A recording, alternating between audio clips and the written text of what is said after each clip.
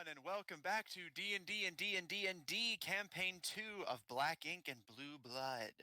When we last left off, after dispatching of a giant tar amalgamation and sort of robbering the city of Pirha's treasury, you guys grouped up and met with the captain of the guard, a cheery, chubby half-troll who, after bouncing some ideas and discussion back and forth, offered you guys a reward of alchemical fool's gold, and when pressed, ended up revealing that the Shadowlily Confederacy is, economically speaking, in incredibly dire straits. Offering you guys his services, the queen was summoned, and where you were told to meet in Zephyr's room at the stroke of midnight, and almost exactly at such, the squire, personal guard, the alchemist, and the queen herself arrived. The queen simply either having already been present in or sneaking into the rafters of the room without being spotted. And we ended the last session just as you guys noticed the queen's presence. Looking up in the shadows of Zephyr's room, hiding in the rafters, you see a somewhat pale generally visibly human female, although the cat-like eyes, teeth, and ears betray a unhuman nature.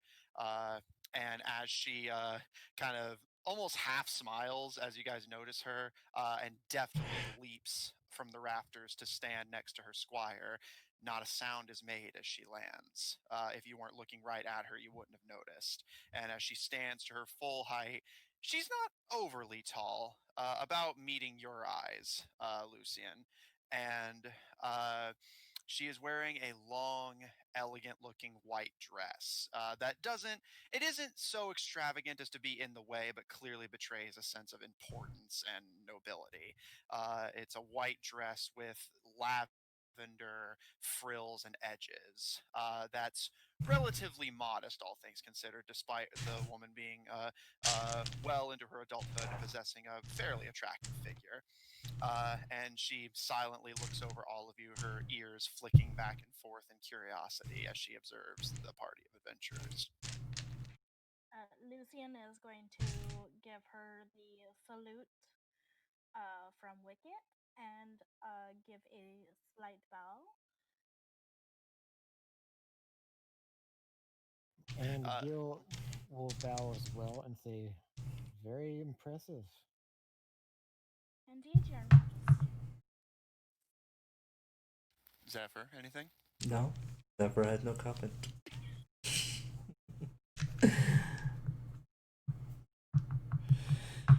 Zephyr just sits there and watch. All right. Lucian, in response to you, the Queen Shadowlily kind of looks a bit surprised, her ears flicking back and forth a bit quicker, and speaks up in a somewhat relaxed monotone voice, the voice of someone who is not used to displaying overt emotion and has no intention to starting now. It's not every day an elf bows to a mongrel, and her ears kind of flick as if to deliberately draw attention to them. She Lucian gives a little bit of a half smile. Yeah, I wouldn't say that you're a mongrel. I mean, you are a queen of sorts.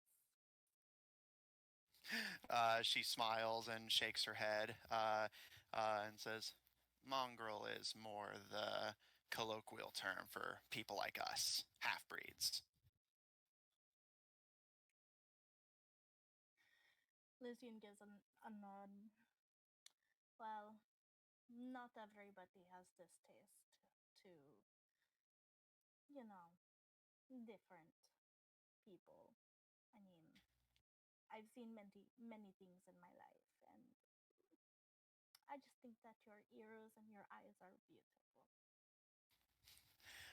Initially, she seemed not necessarily dismissive, but just kind of like, not really like thinking too deeply about what you were saying, but the moment you drop saying that they're actually beautiful, you do see her ears kind of tick upwards a bit, and she kind of her eyes go a bit wide as she kind of looks you over as if just kind of freshly taking in your appearance, before looking over to Gil.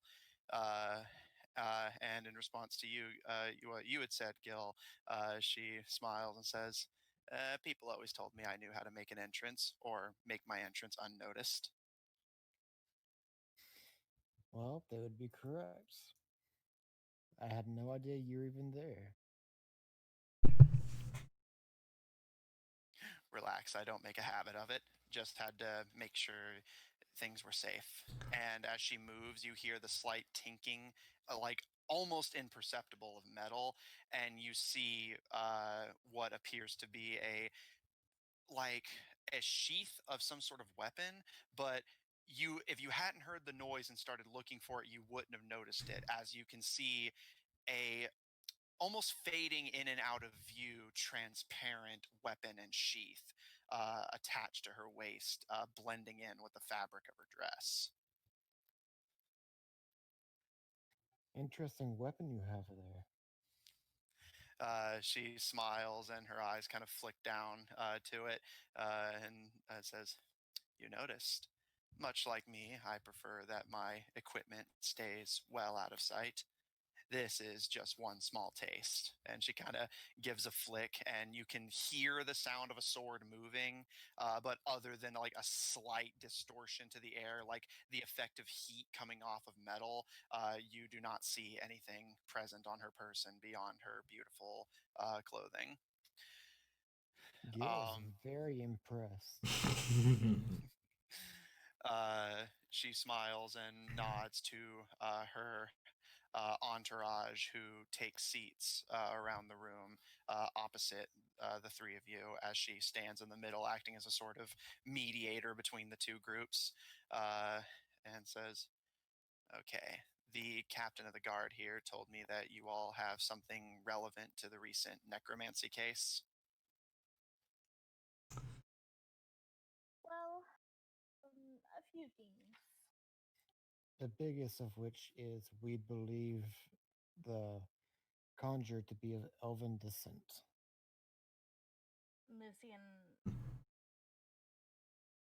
her eyes kind of like go down a little bit. She takes a deep breath. Um, he, he was like, shit, where are my notes? Is dressed in red crimson armor with a golden cape, I Yes, believe. She nods, kind of closing her eyes, and you can see the young squire girl rapidly taking notes of her own. And after a moment, the queen speaks up again and says, "Well, I suppose that narrows down likely suspects, but that doesn't give us a whole lot to go on in a country like this. Different types of Well, people are everywhere." it does tell us enough that he has resources, enough money that he can afford such nice equipment, but is skilled enough to go unnoticed, even in your own city. Lucian kind of gives a wry little chuckle. Uh, it, it's a little odd. I may have seen him on the rooftop, and he gave the same salute I gave you, the wicked salute that one would give a royal. And she like, her voice is kind of quivering. You see her ears flatten back against her head, and it's actually kind of intimidating. She's normally very demure and relaxed, but you can see the distinctly inhuman canines as she kind of like immediately gets a lot more defensive and aggressive, before kind of mellowing herself out a bit, and kind of pacing around the room slightly. "I suppose the best interpretation, albeit a slightly overreaching one without any further evidence, would be that it's an act of war." But How do we know it's not just one single person acting out? Would it be wise and fair to your own people to kill thousands when it's only one man's action? She smiles a bit to you, raising a bit of an eyebrow, and says, "Someone like you is the last person I'd expect to hear that from. But don't worry, even if I had any interest in making the first move, we don't exactly have the resources for it, as I'm sure you've been made aware." Of Yes, course. about that. We have spoken to your skullwork Captain of friend, the guard. Scottwork. Sorry, Yeah, his scut name work. Scottwork. Sorry, my chicken scratch. It's all right, no worries. um, we talked to your captain, and he was very forthright with.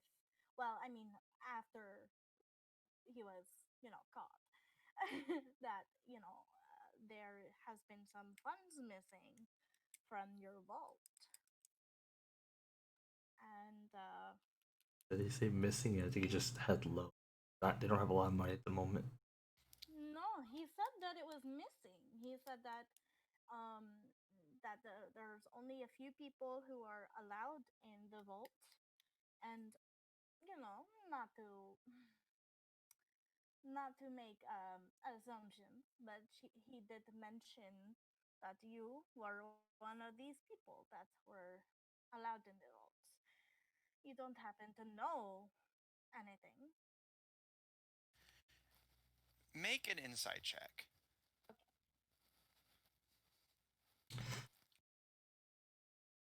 Okay, don't fuck me. Ooh,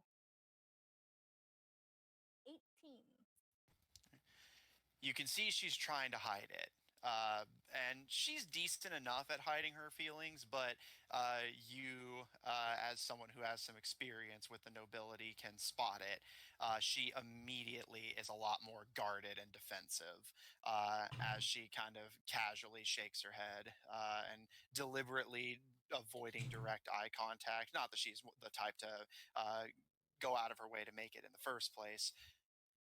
I can't really speak for anything like that. At the very least, I'm not aware of it. And I'm Hmm. sure Mr. Rejkar, and she gestures to the alchemist that you had met, Zephyr, who gives a smile and a wave, would have told me if anyone had been in the vault. Has he had said anything of the sorts? Just in passing, maybe like, I don't know, a couple days ago. Mr. Rejkar smiles and says, "Well, it's the darndest thing. There was a kobold in the vault about a week Mm. ago." Yes, we do know about that. Yes. Uh, Sadly, there was nothing of value. don't mind the little lizard boy. He's just a little boy, you know. He He just gets like a little laugh. The alchemist seems like legitimately concerned. Has the ring not been serving you? I mean, the ring is fine. I do appreciate this, though. I guess it came at a price. Hopefully, this is that price. We'll see how it plays out. Lucian's eyebrows kind of raise in like both curiosity and interest, and she's like maybe trying to see where if he's wearing this ring, and You did attune to it, yes? Yes, I did. Then yes, unless you state otherwise, you probably are. So yes, you can see a very distinctive looking ring with a stone where a gem would be on Zephyr's finger. Lucian's attention goes back to the Shadowlily Queen, and she gives a little bit of like a smile.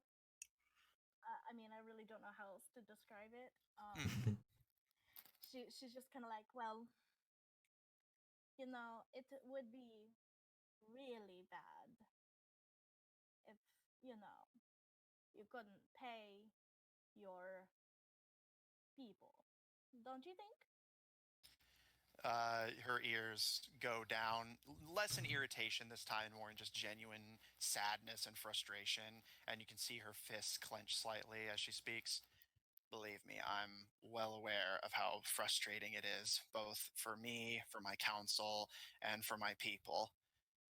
Well, is there any way we might be able to help you?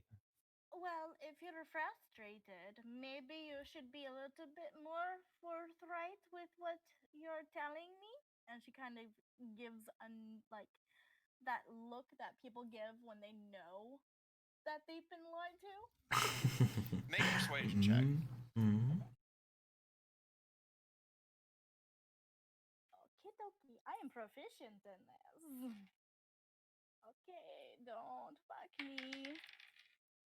Not bad. 15. She hums in thought for a second and seems kind of equal parts frustrated at being caught, but also kind of impressed. Uh, uh, and after a moment's thought, she chuckles a bit, and you see her ears kind of curl in a slightly mischievous way. And she says, "Well, in the interest of being forthright, I'm technically not a queen. This is a confederacy, so I'm a president. They just call me queen because it sounds cool."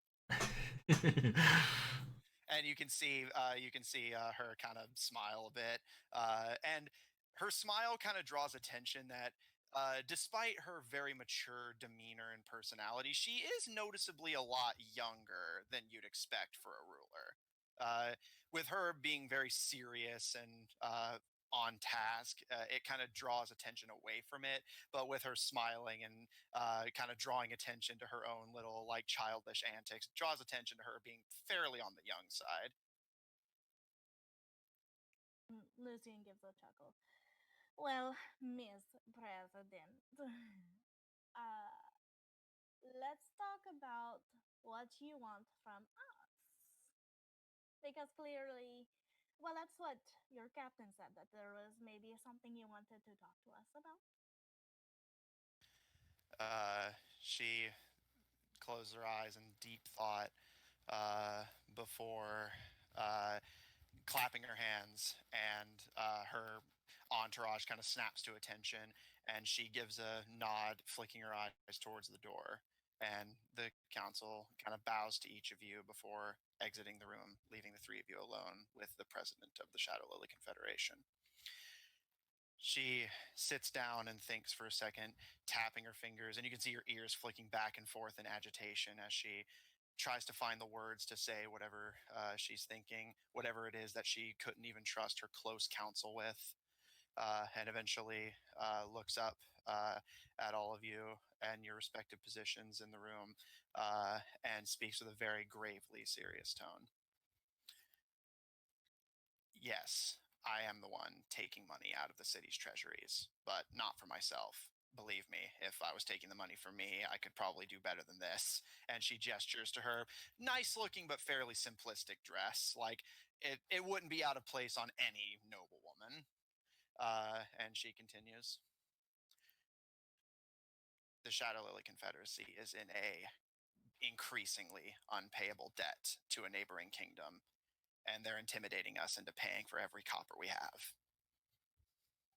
Which one? She looks to you and speaks, barbarous. Would I know this kingdom? All of you. Oh, yes, all of you. You can make history checks if you want more Yes, please. details, but immediately off the top of your head, you do know the name. But I'll see how everyone's history checks do before going any further. Did got I? 17. You don't have to if you don't want to, Zephyr. Just if you're curious, if Zephyr would know. 22. Oh, nice. Same roll. I guess I'll make one. Sure. 8. Proficient in history. All right.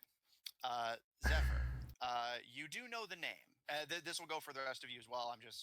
I basically go in increasing Yeah. order of specific information. So starting with you, Zephyr, you do know the name. The Kingdom of Barbarous is not native to this continent. It is an overseas, less a group for colonization and more an invading army. in fairly recent history. Like, most of you either weren't alive at the time or certainly weren't in a position of political influence, but you have heard the stories from just your parents, let alone your grandparents, of Well, I was an going to say, invade. I'm 300 years old, so I would know these. Yeah, that is fair.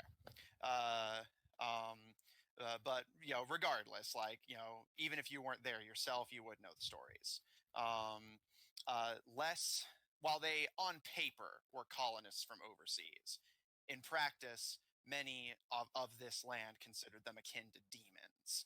They came bearing massive foreign weaponry and began to lay waste to everything in sight, taking the entire land as their own.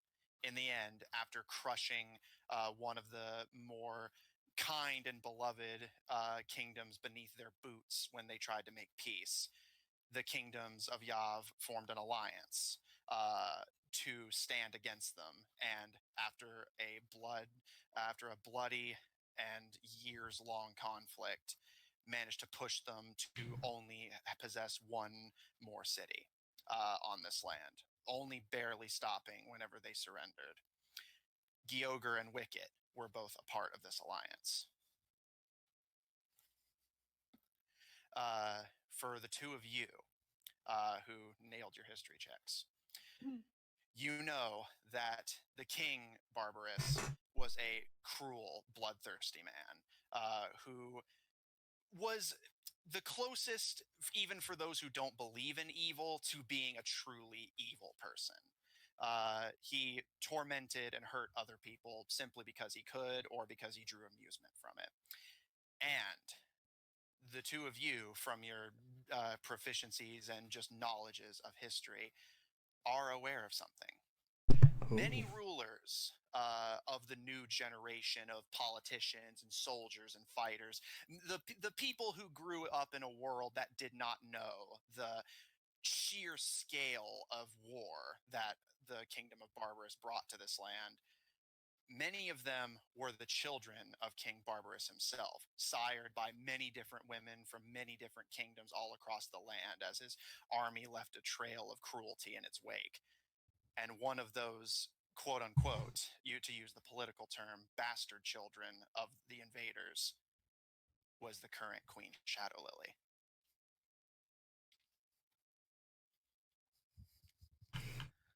So, kill.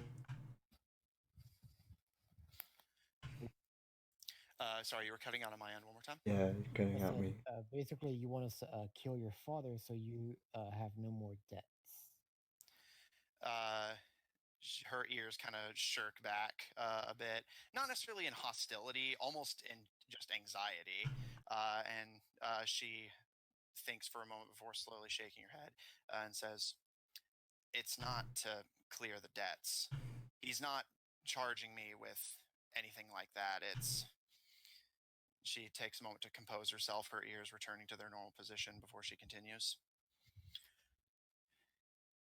His army may have been beaten, but it's still sizable. And my people aren't warriors. You've seen them.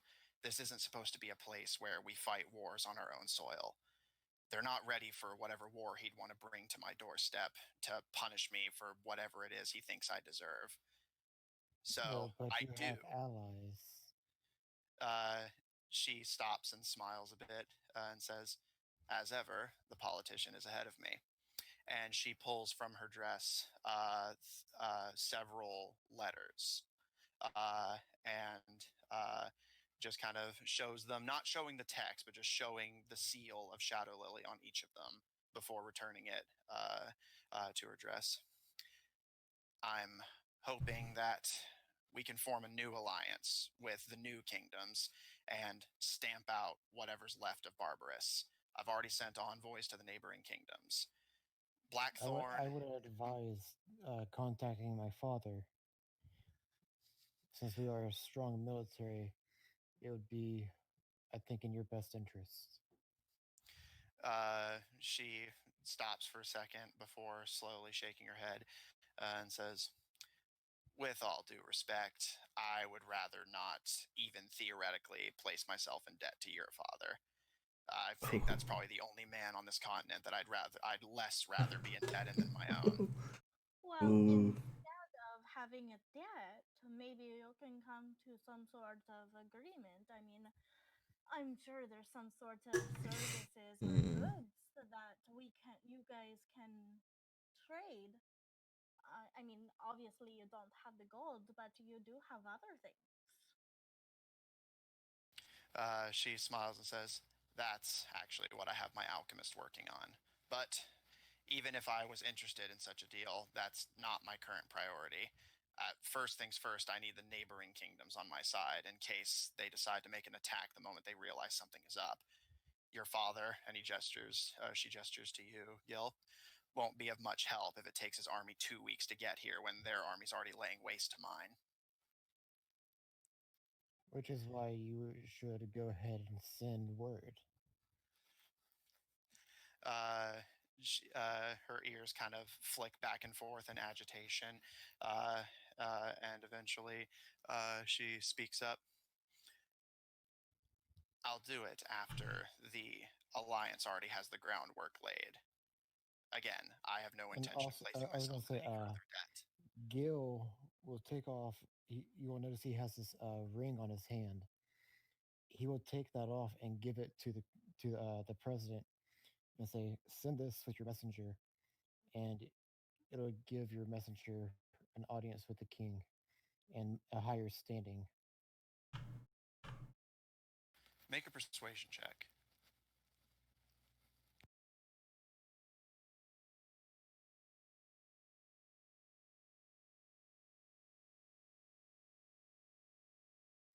$15. She rubs her head as if nursing a headache. And again, the simple action draws a lot of attention to her relative youth. And it kind of alerts you to the fact that, like, while she is clearly capable of ruling, it seems like it's something that puts a lot of pressure on someone not necessarily fully prepared for it. And eventually she takes it and says, "I don't take this making any promises. I'm taking it because I need to concentrate on what's important right now." I understand. I'm just trying to help. She takes a deep breath to compose herself before continuing. "The neighboring kingdoms of Blackthorn and Sundragon have already agreed to join the alliance. Autumnfall hasn't responded yet, but there's one more neighbor I haven't tried getting in touch with." What And of Wicked? she shakes her head and says, "Again, too far away to be of immediate assistance, but they are on my list." Um, I don't know about military, but they may be able to um, assist in other ways.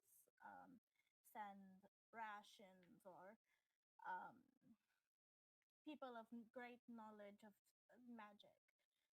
As you know, our kingdom is very knowledgeable on many magic things. So maybe that they can help in some other way besides fighting. She nods slowly and looks at the both of you, but seeming to kind of basically making sure that you're paying attention, Gil, and says, "I appreciate the offers, and it's not that I'm not considering it, but it's not just the practical matter of whether they'll be of any help to me. There's also the matter of there hasn't been an alliance like this in a very long time, especially not without a actual," and she kind of taps her fingers in thought, and eventually she simply does an air quotes, "due cause. I want to get rid of my father and his kingdom because of the threat he could pose and the threat he still poses to people. But I don't necessarily think the rest of the elites in charge are going to agree with that sentiment. So I'd rather keep it restricted to those I need to trust rather than any random politician who might be able to supply me an army. Besides," and she gestures to her ears as they flick back and forth, "if I'm the one signing on for the alliance, everyone's going to think I'm in charge of it. And I know that your respective rulers are not going to consent to a mongrel being in charge of the army." This is We very have quite a true. few, as you call it, mongrels in our area, Well, and in we listen. They are not very welcome, and I understand this the hesitant feeling that you have. But what if you had, maybe somebody else from Wicked on your side? Like, I don't know, me? Like Zephyr just sighs at all this. But back to topic. You need us to do something, Yeah, part of which that's is to kill the king. So, Uh, what do you have in mind? at what you had said, Lucy, and you see her ears kind of curl in curiosity before she kind of shakes her head and turns her attention to Gil and Zephyr and says, "Right, sorry, I was getting to that. There's one neighboring kingdom I haven't sent an envoy to yet." And she looks to you, Zephyr. The bandit kingdom of Tabedra. mm. All right.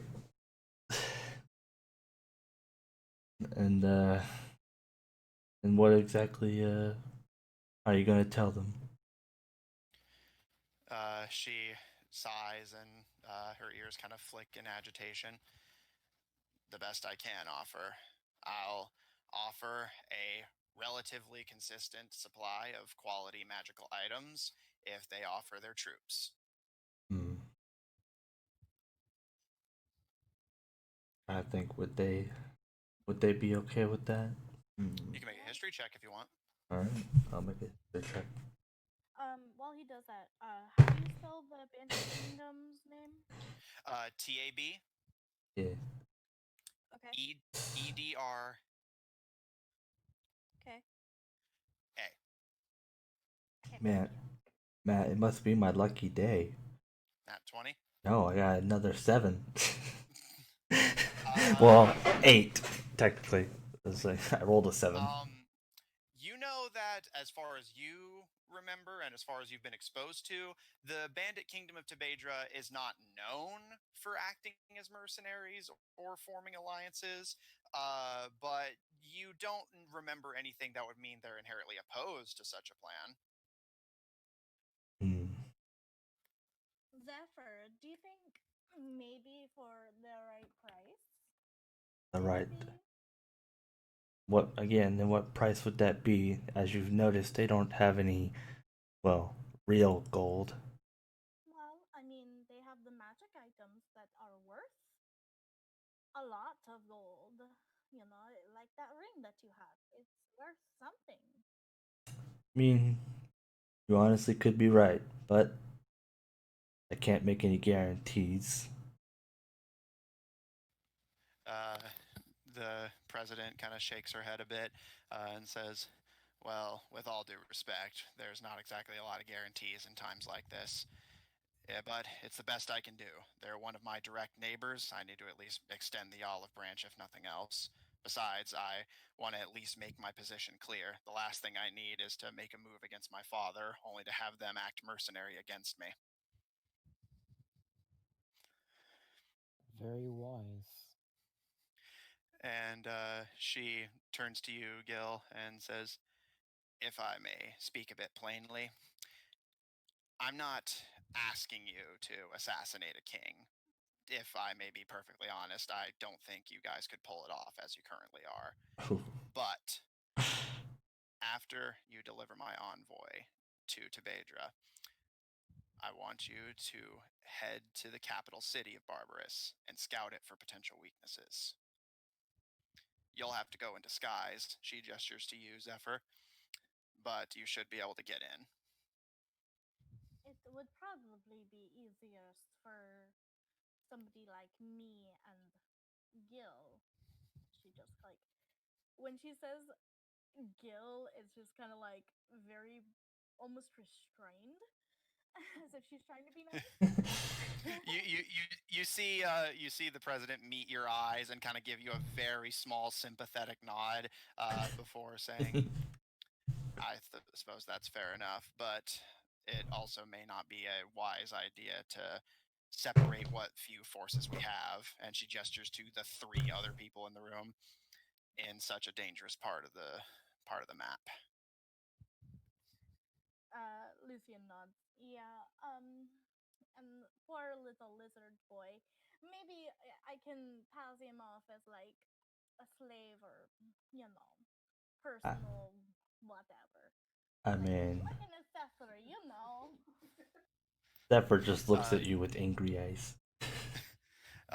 the president kind of winces a bit, but looks to you, Zephyr, and says, "Believe me, I totally understand how uncomfortable that would be, but I they mean, all." I'm not trying to be like I'm not trying to be rude, but like, you know, Maybe he could be an adopted son. not from somebody from Wicked. That would not go over well. He raises an eyebrow. Who said I was talking about you? Oh, like you can be a father. I would Oh. love to see that. Challenge accepted. did, did, Not the time. did Zephyr just become a child? You are a child. I Child. mean, Either hey, just because like he's young doesn't mean nothing. I just don't think it's going. I don't see it's very working very well for him to be, um, and she uses air quotes, an adopted child of yours. I just don't Mm, see it being either beneficial or realistic enough for somebody to actually buy it. but yet you want me to act as a slave? It's more realistic, is it not? Unfortunately, they would actually believe you. I mean, I don't want to like seem like I'm trying to be like stereotypical, but you know, in the real world, Zephyr, it is a The thing that real happens. world. You're talking to a Zephyr, I'm sorry, little young lizard boy. boy, but you have to look at the facts. Well, the facts is the fact is I don't know if I'm getting paid for this job. So what am I in for this? She raises her hands to clap them, but looks over the 3 of you and says, "Everything you know and everything we've talked about stays in this room. Do we understand each other?" Of That We course. understand. didn't answer my question, but Just keep a secret, little lizard. And she smiles at you, Zephyr, and says, "Give me just a moment." And the door opens up, and you see the large knight in dark armor step in with his pickaxe drawn, immediately ready for action, before he sees that the meeting is still going perfectly fine. And you almost Oh, hear like a put that sigh. away. You almost hear him kind of sigh I know before he you want to sheets it. kill us, but I mean, come on, there's gonna be plenty of that later. Pump later. the brakes a little bit there, night dude. It's going to Night be dude. okay. As the squire trots in, giggling slightly, she speaks up and says, "Well, it's not that he wants to kill you, it's just that you're very suspicious and he thinks he has to." Fair enough. Then, One more time. Lucian, you cut out a little bit on my end one more time. I said, then don't be suspicious. And she's like talking to both Gil and pointedly looking at Gil. I'm not the one Uh, who robbed the treasury. Speaking of which, And then switching her point glaze goes from Gil down to Zephyr. uh, the Shadowlily president chuckles a bit and she holds out a hand, at which the alchemist Rejkar just dumps a fairly respectable sack of clinging coins into her hands, and she gently places it at your feet, Zephyr, and steps back with a polite smile. "You can check it. Every coin is real." Alright, guess I'll check them. Would that be an Are insight you or an seriously investigation? gonna do that? Like Lucian's gonna be like, are you seriously going to do that in front of her? That's really rude. Well, she I pretty much mean, told him to. first off, she asked me to, or she did say I could check it, and secondly, if I don't check it, then when will I? And it would be an insight check if you want to gauge it based on their reactions, but you can make a investigation check if you want to see like based on the actual coin. Can you judge the reactions of the people? Go for it. I mean, I'm trying to judge the coins, so So yeah, make an investigation check. Or if you're more confident, you can use Arcana to see if you can detect like the signs of residual alchemical magic. What was it May I you do that? wanted me to do? insight to see their reaction based Yeah, off. yeah, just insight for a normal insight, essentially. Yeah, well, I was thinking I am better at insight, but I am investigating the coins, not them. So Mm-hmm. I And don't. mine was a 13. Okay. Got an 18 Oh, Arcana. that's not where I want that to go. Uh, you detect no magic on the coin. You Uh, detect no lies on the faces of the royal entourage. Zephyr, I got a 13 on my investigation. the coins appear to be real. All Now, right. the biggest question is how much is there? In total, you have in front of you 300 gold pieces. Oh. All right. I like And this. any chance you might be able to throw in maybe a little bit of extra magic item, maybe? Oh, Like that little guy's ring? wait, what? Oh, She raises an eyebrow a bit before kind of biting her lip and says, "One." Ooh.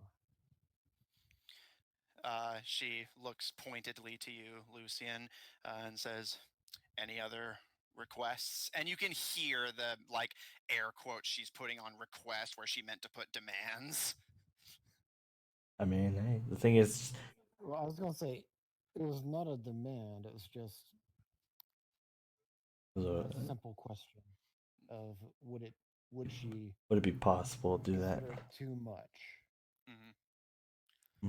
Well, I mean, Like if she No, considers this to be too much, then by all means, he does not mind her saying so. You know, Mm-hmm.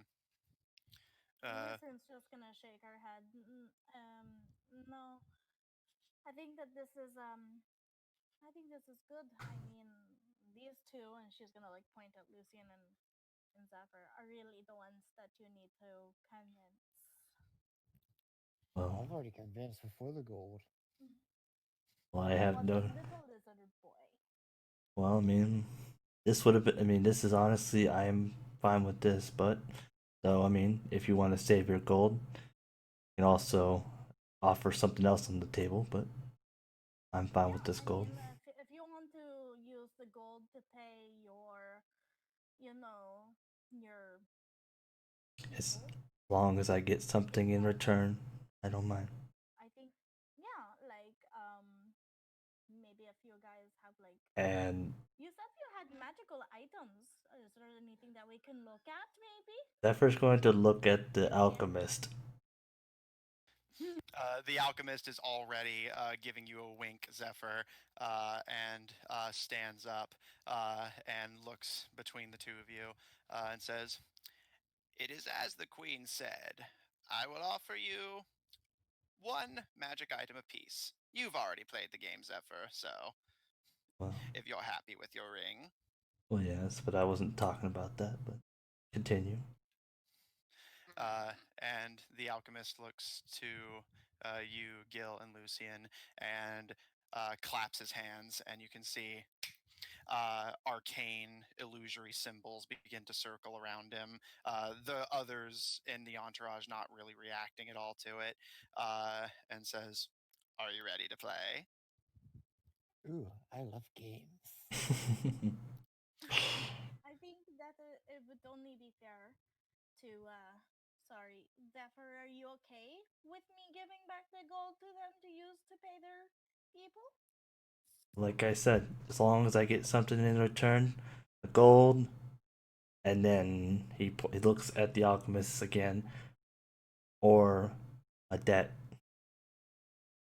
something at least. Uh, the president shakes her head a bit and says, "You can keep the gold whether you take the items or not. Frankly, I'm willing to throw whatever it takes to make sure you guys don't come after me for this." Okay. I mean, I have no qualms taking both. Not really. Yeah, and you see her kind of pointedly looking between Zephyr and Gil. I mean, I've given them Is he opportunities. this is he this scary or something to people that people think he's gonna come after him? Yeah, well, it's that like you've already gotten the impression that she's like a very like understandably but still deeply paranoid and anxious person And who's basically very eager to get out from the various thumbs of people trying to push them onto her. wouldn't go after her. I just wouldn't do her job. Well, from what you can gather, she's more afraid of you doing it and then lording that over her. uh, a deal's a deal. Um, Okay. all right. Give me just a moment. I just have to be here for a brief moment, and then you shall play the alchemist's game. Be right back. Well, I was gonna say, well, I'll tell the others what I'm gonna do. But okay, so I was also gonna say, since she's obviously worried, during this time, Gil is gonna write a letter, with his seal on it, saying that if once this is completed, unlike her father, he will not uh hang it over her head. Mm, I think that's a little bit overboard, don't you think?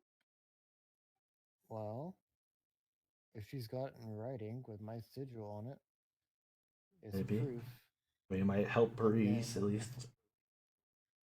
if I break my word, I'll be shunned in my own country. Our word Okay, I'm means back. everything. Okay, so I was gonna say while you were gone, uh, Gil is gonna write a little message and uh, then pass it to the queen slash president. She kind of hesitantly takes it, and you see she kind of shakes it a bit, as if making sure that there's nothing inside Our bomb. before adding it to her stockpile of letters to the other royals in her dress. Uh, Okay, I'll send you what it says later. mhm. Thank you. The alchemist steps forward and claps his hands together, and the illusory symbols start to circle all of you. Zephyr, you notice that where the ring symbol had once been is now a small sigil of the head of a kobold. Um, That uh, is where you got the ring. uh, Yes. the alchemist smiles and says, "Indeed, and now it's your turn." And as he speaks, similar to what had happened with Zephyr, one of the symbols stops in front of you guys' face and flashes before moving to the next.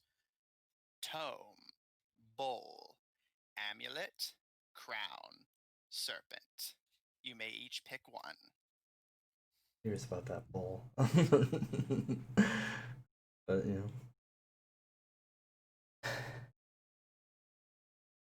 Lucian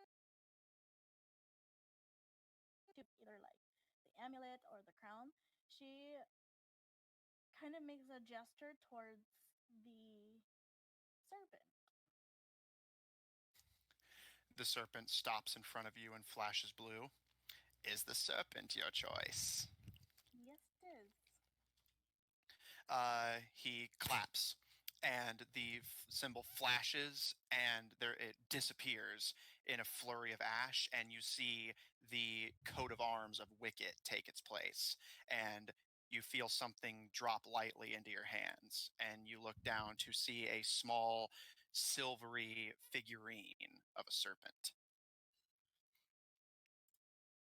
She's gonna look at the little figurine.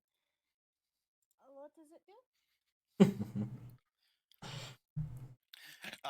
He smiles a bit and says, "No going back on our deals, but if you wish to give it a try."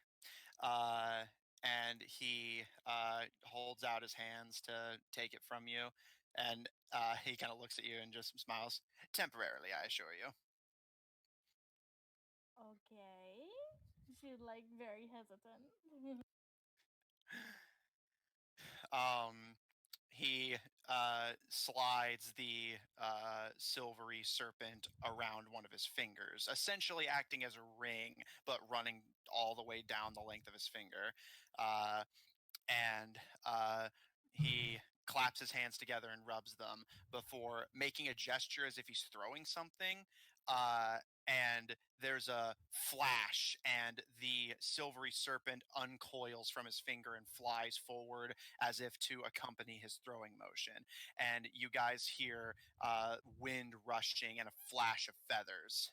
And as you guys shake your heads and look around, you see a giant owl now standing in the center of the room, Oh. bowing loyally to the alchemist, who gently strokes the length of its feathers and tosses the figurine back to you, uh, uh, Lucian. "A figurine of wondrous power, serpentine owl version." Oh, A it's pet. really cool. So like, oh, I love the owl. It's very pretty. Okay, Uh, magical. this is an item, so you can just look it up. The figurine of wondrous power, specifically the serpentine owl. The owl vanishes in a flurry of ash and feathers as you take the ring-like figurine back, and says, "Should you ever find yourself in need of a feathered mount or fighter, then feel free to make a borrow of my figurine." There's a lot of figurines here. That's like a ring. It is a serpent figurine, but it slides around your finger as if it were a ring, so you can wear it essentially. Cool. So she is gonna put it on the Ooh. serpent, which has her insignia ring from her house, which is on her forefinger. So the serpent ring is gonna go on her middle finger. All right. The alchemist turns to you, Gil, and you see the symbol of the serpent has now changed to have a dulled out coat of arms of Wicket, and he says, "And what is your choice, Princeling?" So you can tell he's deep in thought, and the first thing he's gonna say, most from what I've been able to tell, the price for these, what is it Ooh. exactly? Like, what are the items themselves worth? No, like the Like, what is price he of charging? what is he The for? deal. It was a deal. Make an insight check with advantage.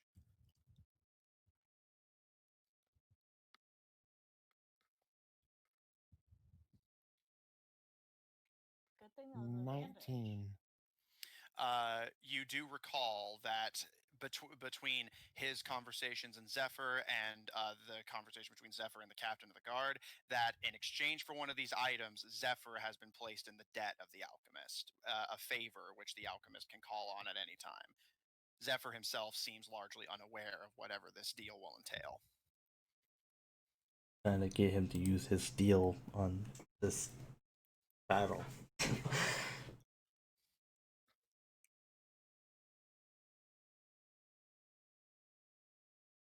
So he's gonna take another minute to think about this, and he'll say, I do have a reputation, so when I accept whatever deal or favor you require, Don't tarnish my reputation, please. And he'll say that he'll say one word, crown. He smiles and says, "Wouldn't dream of it, Princeling." And he claps, and the symbol of the crown stops in front of you. And a moment passes as the crown gives way to the coat of arms of Gyogre. And instead of something small and metallic, you feel something large and cloth like drape over your hands. And you look down to see what appears to be the best way I can describe it is the iconic wizard hat. You know, the pointy top, somewhat floppy and dusty, though, clearly like old and disused. Uh, and the alchemist smiles and says, "A fitting prize, I think." And what does this do? Uh, he takes it from you and places it over the head of the small squire girl and snaps his fingers. And you see her form change to that of the Shadow Lily president. Uh, and you can see she kind of looks down at herself and kind of crosses her arms almost as if like insecure about her new appearance and blushes very noticeably. But the alchemist simply laughs and takes the hat off of her head, and her form returns to normal, and he tosses it back to you. Hat of disguise, a rogue's best friend. Interesting. A rogue best friend. Not a rogue. That is actually a really good choice. That will come in very handy. Yes, it I mean, will. from what I'm looking at, it seems like it's better than your serpent. Hey, this owl is going to be really useful. You'll see. Yeah, in 2 days.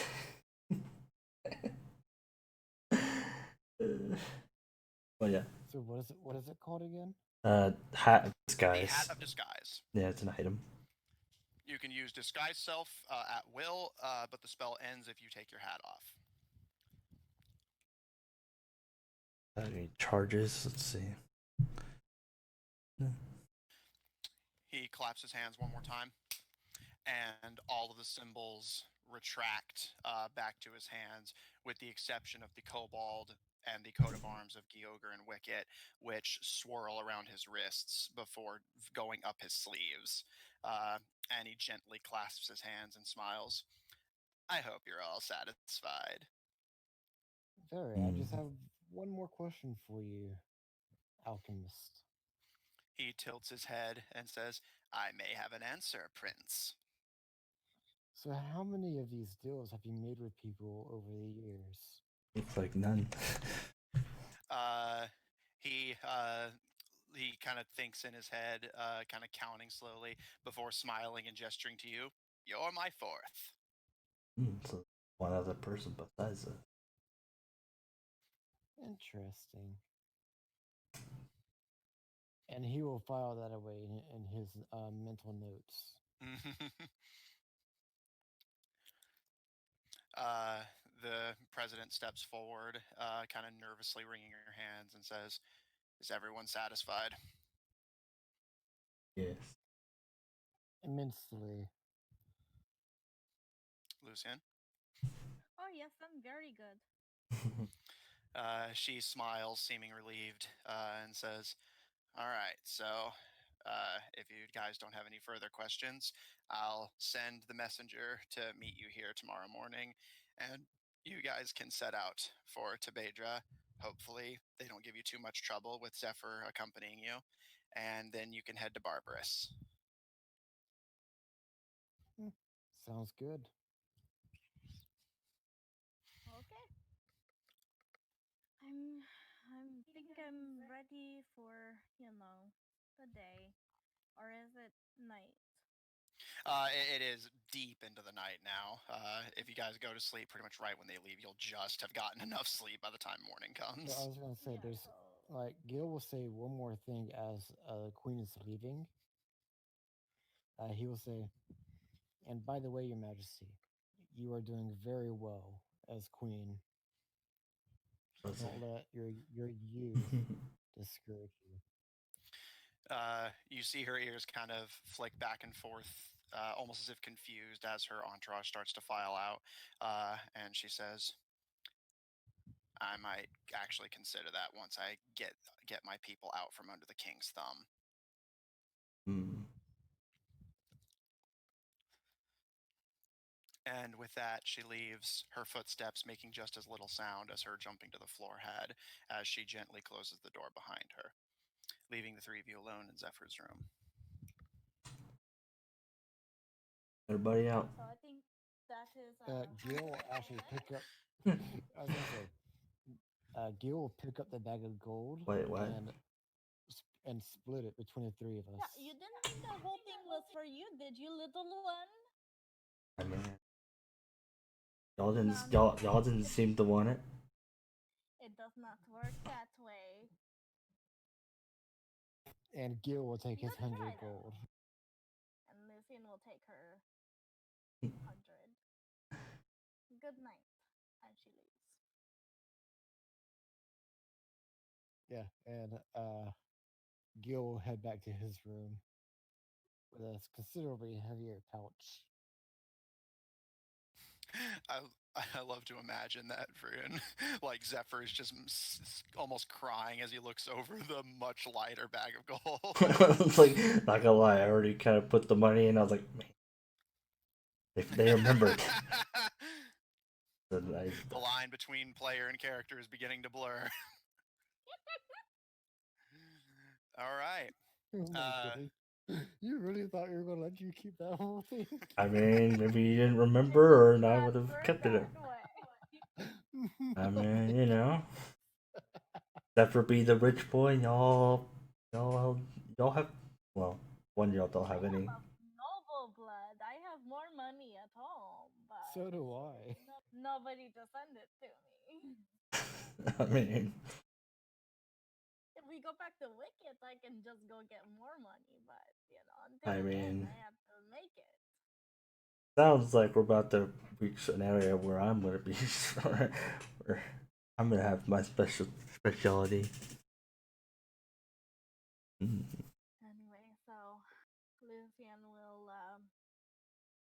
go ahead and meditate for 4 hours, and then probably study or read a book or do something. Pray. Okay.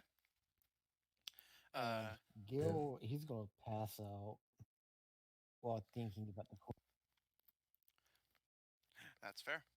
She made an extreme impression on him. I just want to get that deal over with. I want to. No. The gold's All right. fine though. Gil, as you rest, thinking of the impression the royalty made upon you and you upon the royalty, Lucian, tending to your studies and your books, and Zephyr, bemoaning the loss of potential profit, and bemoaning the fact that, as far as you can tell, you are still very much in the debt of a very powerful and well-connected alchemist. You all fall into relatively uneasy sleeps. Uh, before morning eventually arrives. Do any of you have any business in the city before you leave it? I don't really have I a would lot. grab some more rations for in case we need. We are traveling, are we not? Mm. Yes. Would be How long roughly do you think that we'll be away? Um, yeah, I don't believe any of you guys have a map on you, but Zephyr, you would know that the journey to the nearest Tabedran city will take you at least 5 days. Just do I relay that to them? For now, So, no. I will buy three 1-day rations. All right, that'll be 3 gold. Okay. Alright, I guess I'll go buy rations as well. All right, I'm same not. amount. No. Especially since I know it's at least 5 days away, I'll buy 7. All right, 7 gold.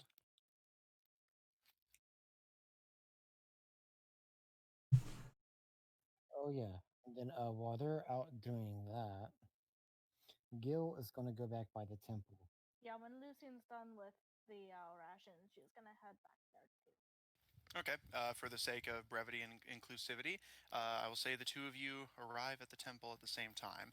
It is making progress on its rebuilding, but it still very clearly bears the wounds that had been inflicted upon it in the previous week's incident. You see the priestess Priscilla not necessarily leading the construction, but clearly like keeping up the faith and morale as the churchgoers and various hired construction workers tend to the church's wounds. As the two of you approach, the priestess smiles and gives a bow. Welcome back, my children. Is there anything I can help you with? Health potions, actually, if Hmm. you happen to have any. She looks to Lucian. For you as well? Yes, I still have the ones that you gave me, but we're actually about to do a favor for somebody, so I think it is very important to have some just in case we get in a little bit of a squirrel, you know? She smiles and nods. I understand very well, but that all depends on if we have any left. As you can understand, there's been a bit of a demand for them in the previous few days. Of course. She gives a bow and disappears, quite literally, as her chameleon connections kick in and she blends in as she walks into the reconstructing temple. And after a few minutes' delay, she emerges with one regular potion of healing, which she kind of bashfully hands over to you, Lucian, and says, "Unfortunately, this is all we can spare." Lucian reaches into her purse. I know that this is not much, but. And she's gonna give 2 gold to Ursula. I think that this might help you. I really appreciate you. She smiles, and you can see her skin takes on a colorful shade of pink as she smiles and nods. May Marzana be with you, child. She kind of forces a smile at that. Thank you. And Shava, for you.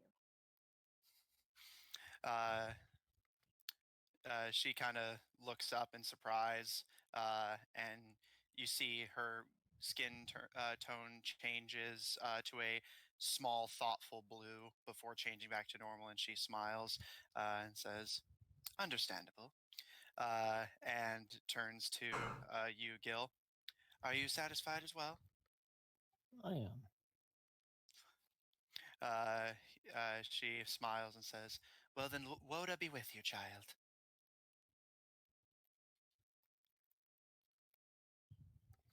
And so as they're leaving, Gail is going to let a small pouch fall to the ground quietly as he leaves. All right. Uh, the priestess smiles and almost as if she was half expecting it in a very smooth movement steps over the pouch, and Gil, as you kind of look back briefly, you see a small flexible tail flick out from under her robe and snag the pouch as she walks by it. She'll have 10 gold in that pouch. Mm-hmm. uh, Giving um, away all your gold. yeah, because they're generous. Like, literally in my descriptions, okay? I was going to say, if Lucian wants, she can try to do a perception to see if she notices. I don't really think she cares. Fair enough. She doesn't care No about you. So she's not really paying Ooh, attention to anything you're doing. doesn't care. Yeah, okay. It's okay. Soon we'll be like family. The DM cries about it later. uh, hey, all the best D&D parties start this way. It's Um, true. All right. Does anyone else have any business to attend to in the city? They don't really have anything of use for Zephyr, so No, I'm good. One more thing. I want to see about getting a bow, Okay, longbow, short bow. longbow. I thought you said boat. yes, we're gonna get a What do you boat. need a boat for? In what circumstance could you possibly need a boat? Gotta get yourself a land boat. Yeah. I need it. We have a land boat in our other campaign. I need it for boat purposes. I have Yeah. a monk in my other campaign, and she's fucking ripped, right? And these other two, cleric, like we have a Vikings. paladin and a cleric, I think. Yeah. And the three of them were like rowing this bitch down the road. And the DM's like, "You guys look fucking ridiculous." Oh yeah. Why not? All right, so to get your bow boat, to get a longbow and a quiver of 20 arrows will be 51 gold. Ooh, Okay, he pays it. they're expensive items. The longbow's pretty good. All right. If that'll be it, you guys return to the Shattered Glass, and as you all enter and count your significantly lowered money, you see a new person sitting at one of the tables, kind of looking around anxiously, almost as if he doesn't seem to see you. A young boy, like barely into his teenage years, very skinny and but by his dress, clearly someone of common birth. But what catches your attention very immediately is a very large set of ears, almost the size of his head, jutting out from either side, and grasping at a mug of what is clearly supposed to look like some kind of alcohol, but Gil, as an experienced drinker, you know it's clearly just apple juice. Clutching Yeah. this mug are two pairs of leathery wings, akin to a bat's. Gil's gonna quietly sneak up behind him and say, "Nice wing." He immediately jumps and like the whole mug sloshes across the table as he like flails around and looks behind himself, and he looks kind of squints and looks at your torso, eventually settling that that must be your face, and glares and says, "What's the big idea, mister?" This is just Well, like gonna slap Gil on the arm. what? It was a compliment. I'm sorry, little person. What is your name? My name is Lucian. Oh, you're Lucian. You three must be who I was looking for. And he gestures to his side where you can see a pouch with the Shadowlily seal buttoning it. And he holds out one of his leathery wings for the closest thing he can get to a handshake. My name's Pietro Fuga. Can you spell that? Pietro or Fuga? Both. Pietro F-U? Yes. He's like a bat person. Yes, you can tell by the ears and the wings that he is a human bat mongrel.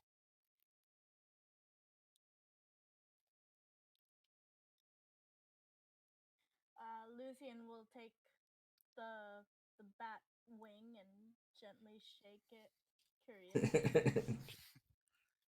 It's a very unusual sensation because you just feel very long, spindly fingers almost wrap completely around your hand with that leathery, skin-like substance encompassing it completely.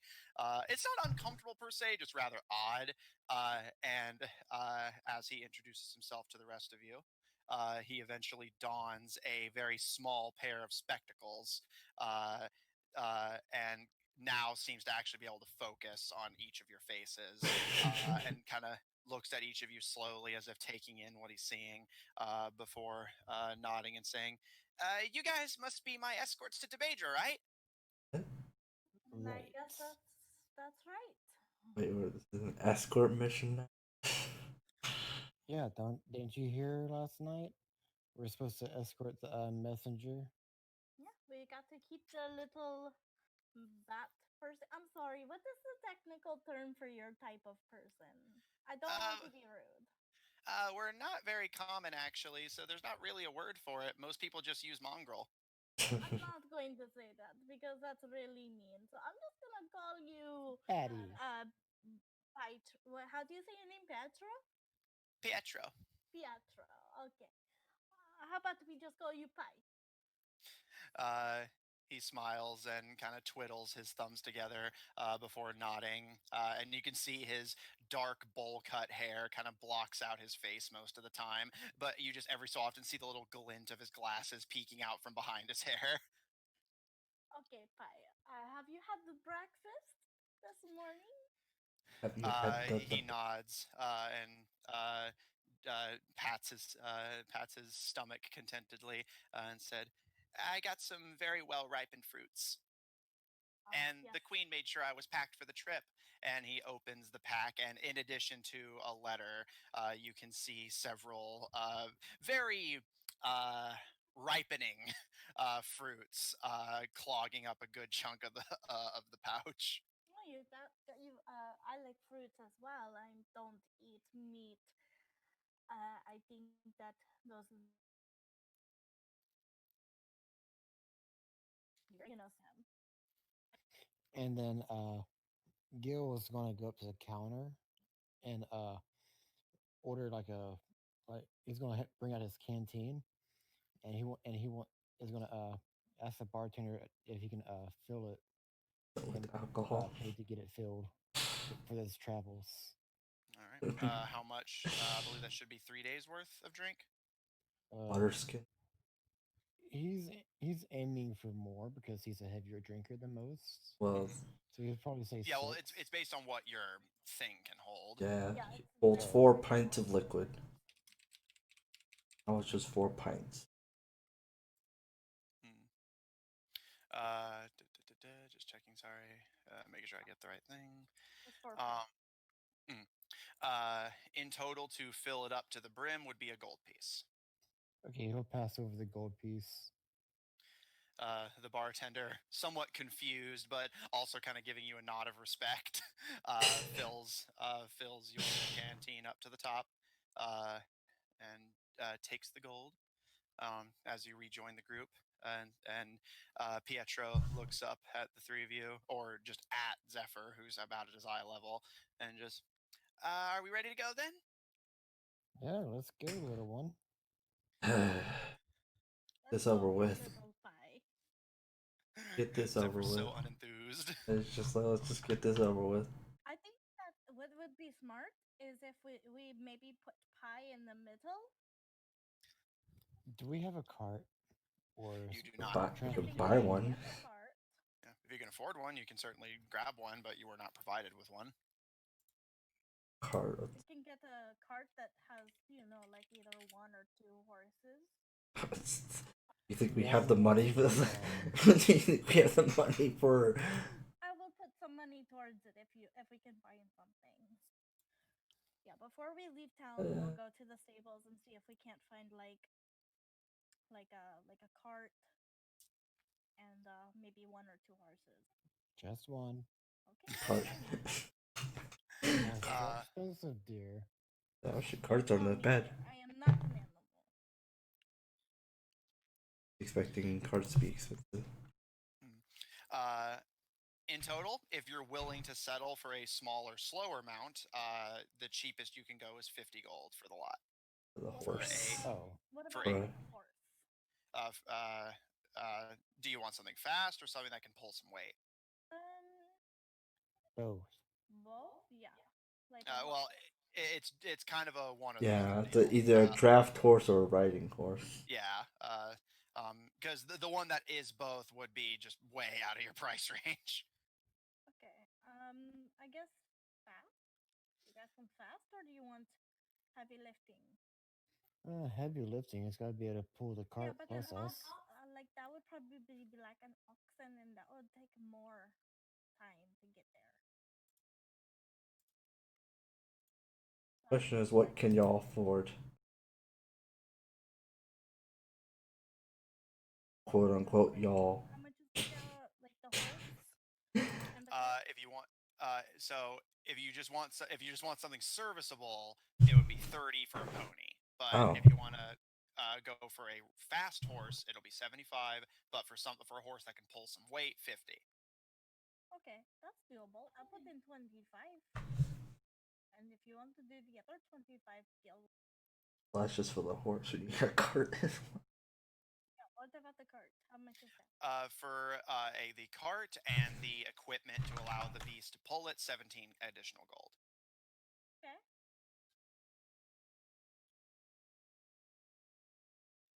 So let me think. You said doing that, 50 plus 17, which is 67. Split by 2 because Zephyr is stingy. Would be You're correct. 33 and a half. Okay. I'll put 35 because Zephyr doesn't want to put anything in, does he? Yeah, correct. Yes, you're very correct. He's very stingy. So Lucian will do 35. Okay. And then Gil put in the 32. Okay. Believe that should cover it. After a quick pit stop to the stables, the stable hand helps you get set up with the bit and bridle, the cart itself, and a fairly large and muscular looking deep brown, like chocolate brown horse that kind of paws at the ground. And it's pretty well built, seeing as you splurge for the stronger rather than the faster. And it calmly waits for you guys to get started. We should name the horse. He already has a name. Does he? And he'll ask the stable hand what the horse's name is. Like that, does he? The stable hand, a lean, almost like walking twig, but you can see some antennae and compound effect to his eyes that indicate his non-human heritage. And he speaks up in a very relaxed, drawling tone. We call him Sawyer. All right. And why is that? Well, here it is. And he points to Zephyr and nods. All right. Okay, well, I mean, I was going to call him Walter, but I guess Sawyer works. You can call him whatever you like, dear. Well, Okay, everybody in the cart. Gil will get into the front seat to Who said drive. that you're driving, you crazy person? I'm Oh. proficient with vehicles. And I'm with Zephyr on this one. What makes you think that you are driving? Why not? I don't trust you. Oh. Fine. He'll get in the back and put his feet up and say, "Giddy up, then." You are such a jerk. Lucian will drive. Yeah. Are you proficient? No. I figured. Make me an animal handling check at disadvantage. Fuck me. Okay.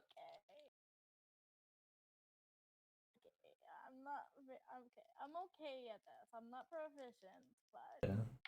What's your proficiency? oh, that High. natural 2.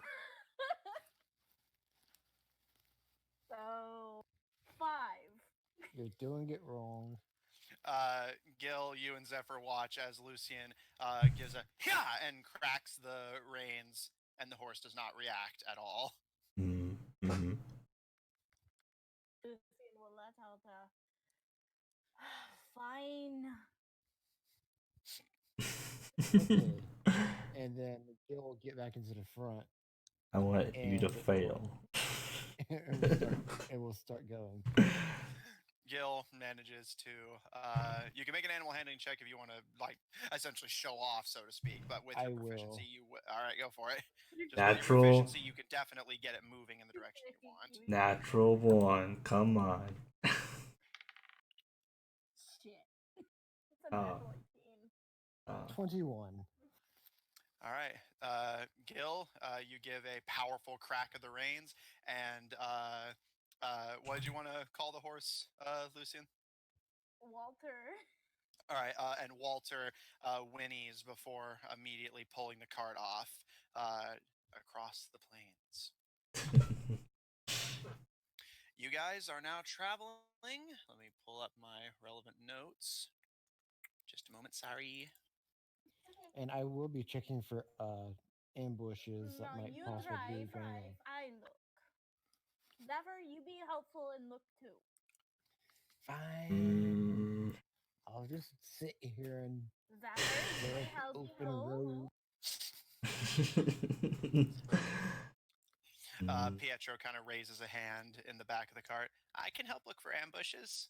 Oh, you're very so sweet, little pie. Okay, you can help too. And being that you are part bat wouldn't be good to help. Have you help at night? And he kind of uses like echolocation, right? he gives a nod and looks off towards the direction you're going.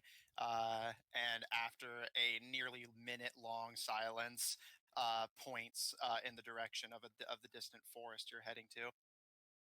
The Sprintwood is that way. See, this is why you shouldn't be driving. You're going the wrong way. I know where I'm going. Do you I know? mean, him being a good driver and being good at or being bad at He may navigation. be able to get the horse to go, but that doesn't mean that he can actually drive. Do I know where I'm going? You are heading in the right general direction, although Zephyr would need to be the one to guide you if you're wanting to head very specifically to a location within Tabedra territory. But you do know the general direction you need to go.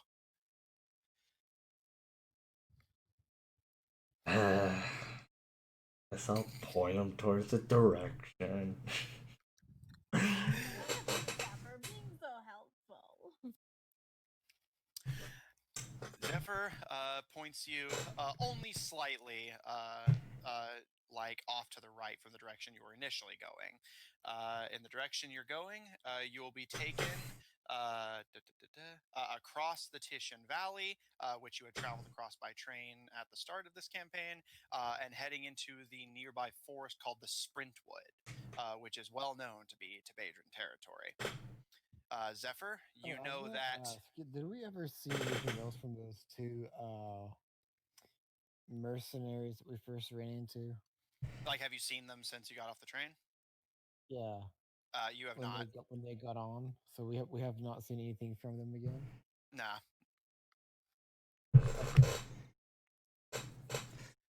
All right. Just notes down. Suspicious. Ambush. And Zephyr, you know that the nearest Tabedran city is the city of Fuse, which is just within the tree line of the Sprintwood.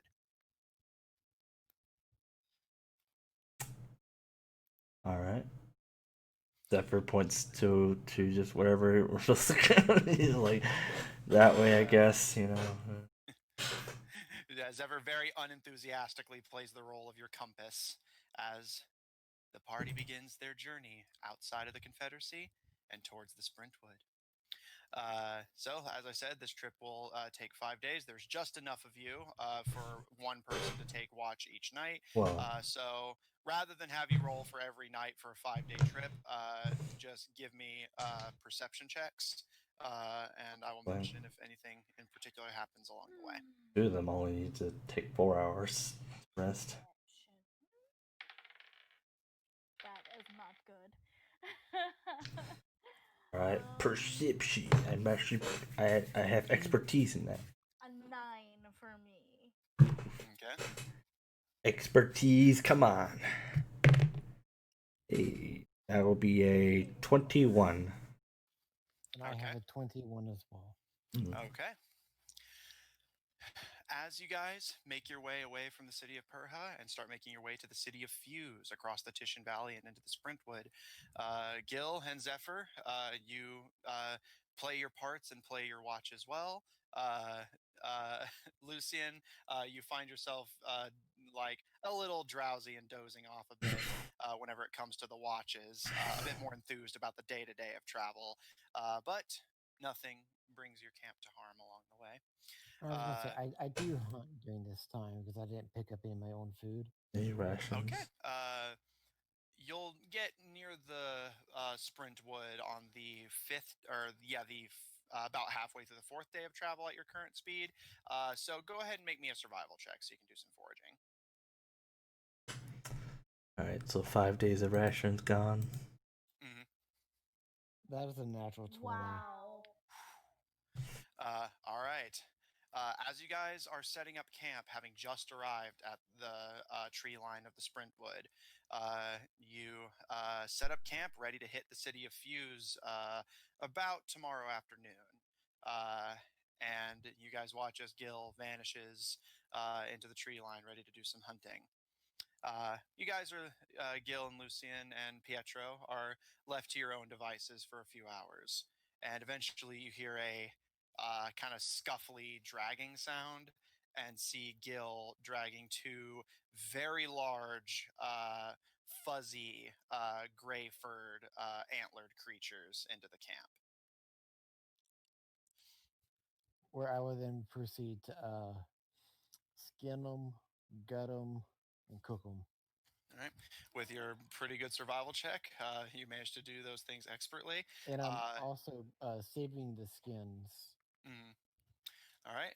So you got some pelts, and some of it is going to spoil over the next few days. But in total, you got a week's worth of meat.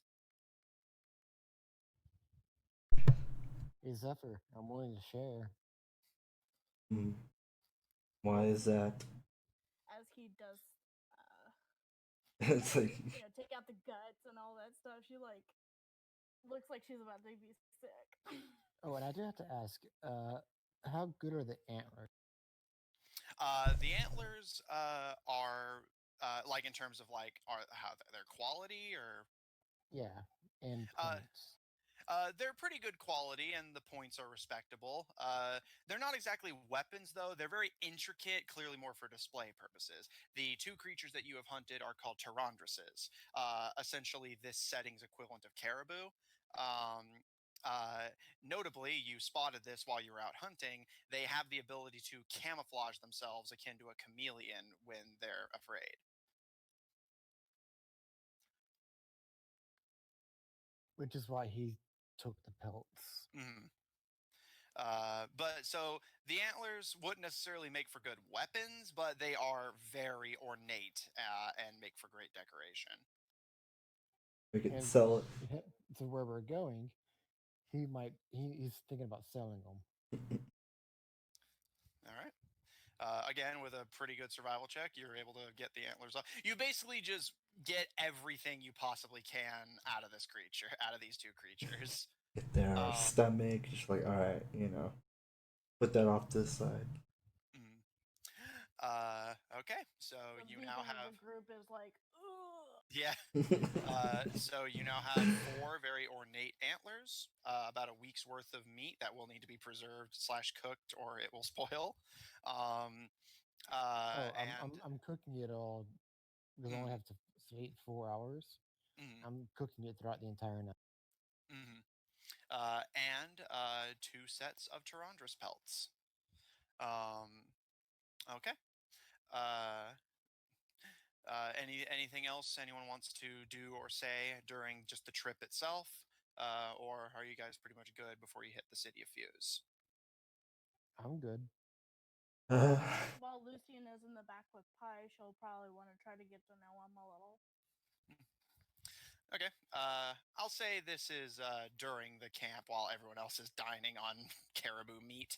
Um, uh, Pietro has been largely quiet during the trip, but clearly like invested in helping everything go well, offering to take watches, only hindered by the fact that he is functionally blind without his echolocation. Uh, um, but he has. Or even at night. Well, no, he still. It's just the fact that Yeah, like he's got he blurry can't eyes. see when a threat is coming.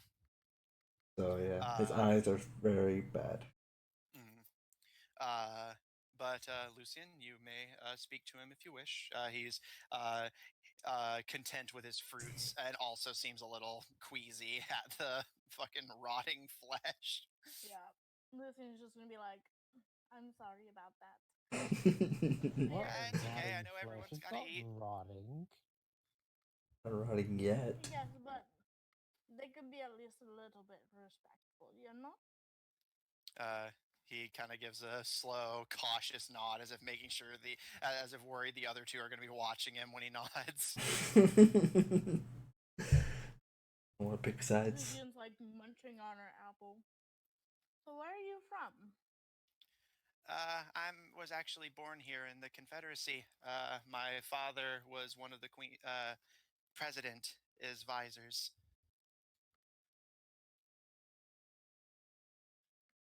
How old are you?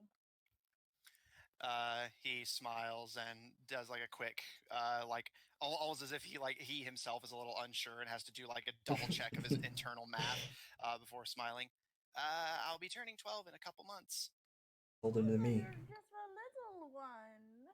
He's older than me. Yeah, the little kobold over there is pretty young too. So 9. you don't know my age. Yeah, you told us. Did I? You're I don't think I've ever in character told you my age. Yeah, well, we were like, I think it was like right after we got off the train or something. Um, Pietro kind of nervously kind of twiddles his fingers, which is a very like eye-catching display as it causes his wings to kind of flit in and out. And he smiles and says, "Yes, my father was very close to the president. I'm so used to all of my friends calling her the queen that it's kind of a habit now." yeah, she mentioned that. So you'll hear Gil randomly ask him, "So, can you actually fly?" Not very well, but my dad says I should be able to in a couple years. Oh, well, that's exciting, isn't it? Yeah, He kind of it's something to look forward to.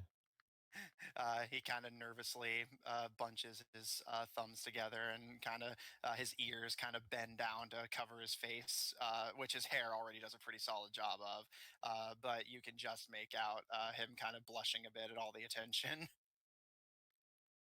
I'm sorry. Do we embarrass you? I can stop. It's okay. And he's basically just like that kid who everyone at the family reunion is talking about. So he's just kind of bashful at the attention. Understandable. I'm from Wicket, she says to him. He smiles and says, "I always heard that was a really nice place. I hear the queen's very nice." She can be. What about you guys? I, But Referring to you two. I was gonna say I will tell him where I'm from, but personally I can't. I can never remember the name. Gyogre. Okay. How do you spell that again? I'm putting it into my note. Geogre. so he's asking if us about our past. Just where you guys are from, since that's the current topic. Hmm.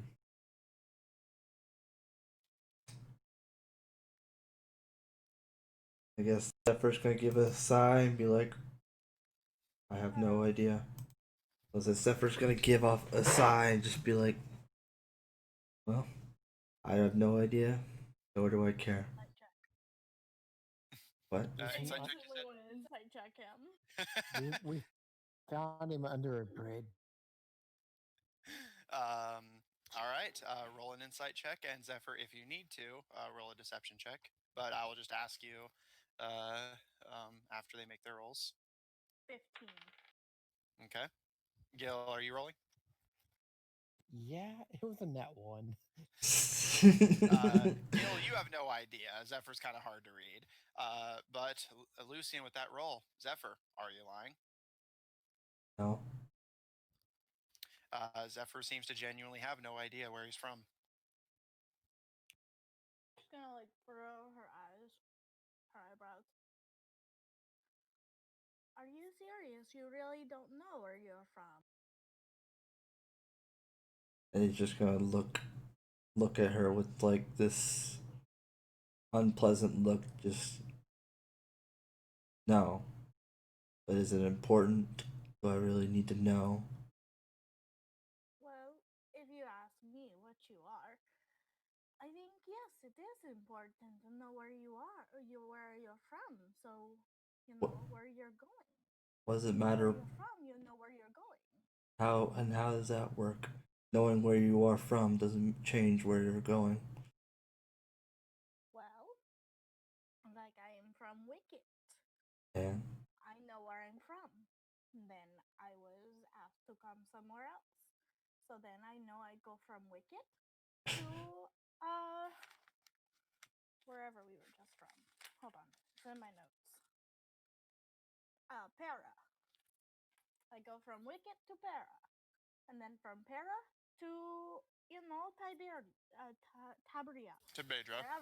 However you say it. To the hellhole. To the Bandit Kingdom. You know, you just know where you so that way when everything is done, you know where to go back to. and Zephyr stays quiet.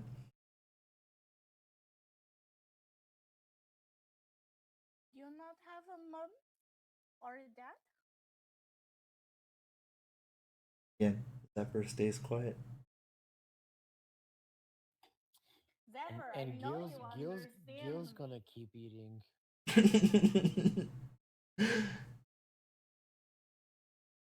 I I guess Zephyr's just gonna be like, I guess.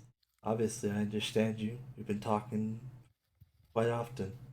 Doesn't mean I want to answer. Pietro just kind of nervously munches on his fruit, clearly kind of nervous about what he kind of accidentally started. And Gil's gonna randomly look back up from his food and say, Lucian, give him a break. Look, I'm just trying to help him. He doesn't want your help. She just takes like an aggressive bite out of her apple. Yeah. Women. God, that's one of my favorite things about Gil as a character is like does something legitimately cool and then immediately ruins it. Both in character and out of character flick him off. Yeesh, there are kids present. Where I am from, that does not matter. Oh. All right. Anything else before you guys reach the city? No, I think I'm good. I think I've done enough damage. I'm trying to enjoy my pretty bubbles. I'm also eating between dialogue snippets. All right. Austin, anything from you? Zephyr's content with being quiet. Okay. Speaking of Zephyr, before you reach the city of Fuse, I would like you to make me a history check with advantage to see if you know anything about the city. Alrighty then. Roar. With advantage and its history. That's one. Probably. Oh no, it's 13. Total? Yeah, in total. That's your best roll? What was it? Either a 6? Well, Oh God. It's either a 9 or 12, and I have a +1 to history, so 13. All right. Give me just a moment. You guys can make some chatter. I'm going to DM Whisper Zephyr some information. Oh, Ooh. No, I'm gonna eat my pebbles.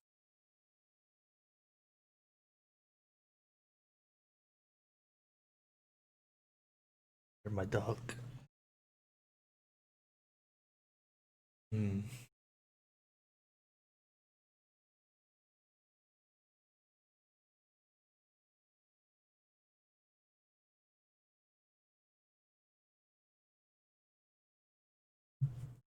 I can see Lucian's the nosy type. My fruity pebbles matches my hair. Ooh. I could probably use some food belly after this. Mm-hmm. All right, I was gonna say, about part way into the trip, you're gonna see Gil put on his new hat, and he's going to turn into Lucian. Zephyr. You do not need to do that. I already have a twin. He'll then uh, he'll change into her twin. Wait, he doesn't know that's her twin. but just know. He's man, I was gonna have so much fun with that. Hmm. Oh, sorry, spoilers. It's all right. All right. So, Zephyr now has his DM Whisper information. You guys settle in for night, ready to approach the Tabedran city of Fuse tomorrow afternoon. You guys wake up, pack up your cart, and start making your way through the Sprintwood. The Sprintwood is a relatively loose forest. It does slow your cart down a bit, but you're still able to travel through it. Zephyr, do you wish to report any information to the party? Well, Remember who's your buddy. You don't have to. I'm I making know. clear you have the opportunity to I know. before they get there. I'm trying to like put this information in my head, thinking, what does it? I guess Zephyr is simply just gonna be like, well, like since we are now here, best to keep a real good eye watch. What kind of watch? I mean, watch for any suspicious movement, anything that will probably come bite us, or well, not really bite, but we're not in a safe place. Mm. So, with these bandits, they like to take money, don't they? Just like you,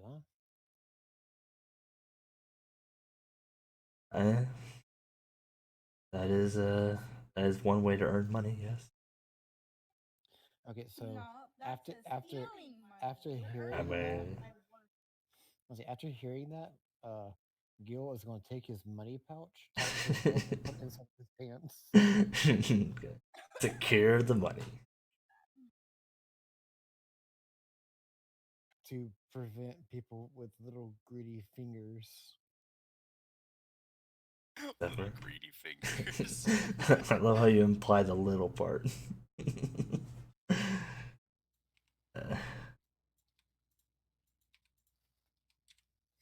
But he will keep an eye on the road and the tree lines. Well, trees. After Okay. Zephyr Lucian will said that. also try to keep a sharp eye out. Okay. Both of you make me a perception check, or you can roll perception with one of you can roll perception with advantage if the other wants to just help. Okay. You want me to do? I'm gonna let her roll with proficiency. Okay. Yeah, you're focused on driving. Yeah, all right. Zephyr, how about you? No. Guess I'll look Ooh, on my own. Okay, make a perception check. Yeah. 23. Okay. Good. See what I get. That would be 21. Okay.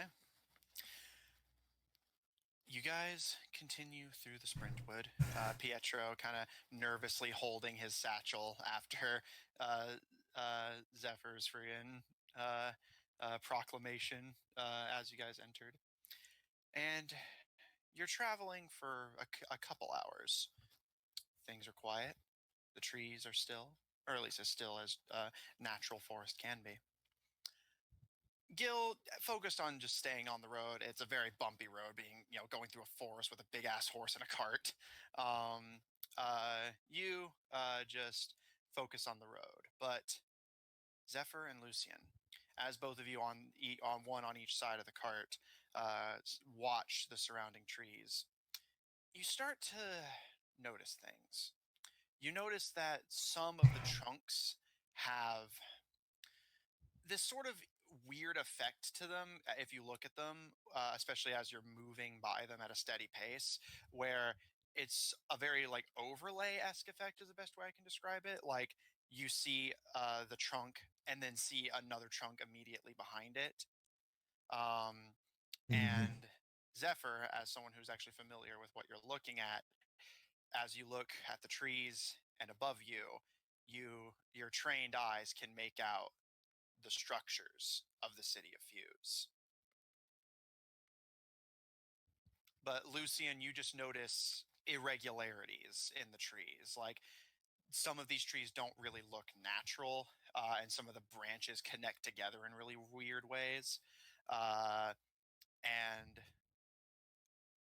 both of your attentions are caught by the sound of a snapping twig. Mm. All right. I'm gonna pull out my short bow and just aim and go and make sure to have my aim towards this noise. Yeah, Luciana's going to pull out her new sword. Be Gil, ready. And upon hearing that, I'm yeah, gonna Gil, stop you the see your cart, party arming up. and I'll pull out I'll lay my great axe on my legs and pull out a javelin. All right. Your horse whinnies and comes to a stop. Pietro kind of looks around. What's going on? Just keep low and be quiet. Pietro covers his mouth and ducks beneath Yes. the walls of the cart. And you all stand for a moment. You hear another twig. I was gonna say, Gil's just gonna have some fun and say, "We know you're there. Come on out." Hmm. You hear another twig snap. Seems we've And entered the city. a rabbit runs across the trail and disappears into the brush. Yes. You're not gonna fool me that easily. I know you're still there. That's a simple trick.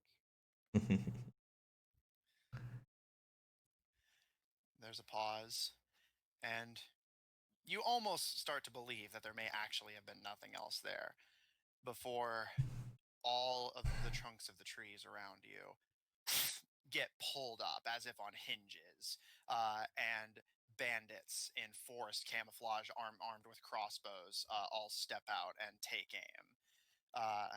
And Zephyr, were you preparing a reaction, or did you just want to have your bow at the ready? uh, I'll just have my bow at the ready for now. Okay.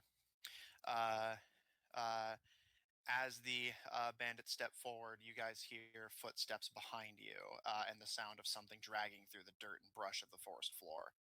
And as you turn, you see a very large, muscular figure, picking his teeth with his thumb, dressed in the same forest camouflage as the rest of them, but instead of the simple crossbow and curved sword, he's wielding a very gnarly looking battle axe and twirling a dagger.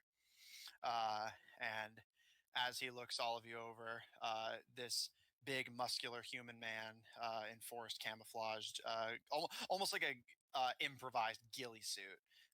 He smiles and says, "Lost friends?" Not at all.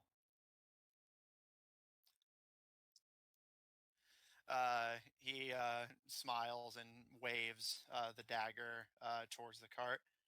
"What you got in there?" Absolutely nothing. Feel free to check. He smiles. "I'll do that." And he waves a hand, and all of the bandits aim their crossbows at you, prepared to fire should you try anything as he steps forward towards I'm the not gonna cart. move. I'm just relaxed. Uh, he approaches the cart, kind of nodding to Lucian and Zephyr before taking his sword and jamming it into the side of the cart to, rather than just hop into it, pry the back wall of it off so that he can see inside without having to go to any actual physical effort, really. And he looks almost confused for a moment at Pietro, who turns to him and is like shivering. And he kind of looks up at you, Gil. "Ah, so that's how it is, freak." You leave the mongrel to me. He is mine. You just leave him alone. He has nothing to do with anything. He kind of looks over Pietro, the very scrawny, poorly dressed boy, and looks back to you, Lucian, and says, "Why are you traveling through this forest?" Because it's the quickest way through. Uh, he stares at you for a second, Zephyr, before. "Yeah, I know. That's why we put it here." I know. I knew this place was here, but while I knew this was here, I figured, they probably wouldn't bother with just a simple cabin. You don't know how we think, then, Kobold. I know more than you know. I was gonna say the simple one is the easiest to pick off. Isn't Uh, that right? he shrugs and says, never let it be said that Tabedrans fight fair." And he scans over Pietro again and looks to you, Lucian, and says, "How much is he worth to you?" More than you can probably afford. I think he means. I think you misread that. What I mean is that he's priceless, you know? He's Hmm. like a Yeah. Yeah. friend. Oh yeah, yeah.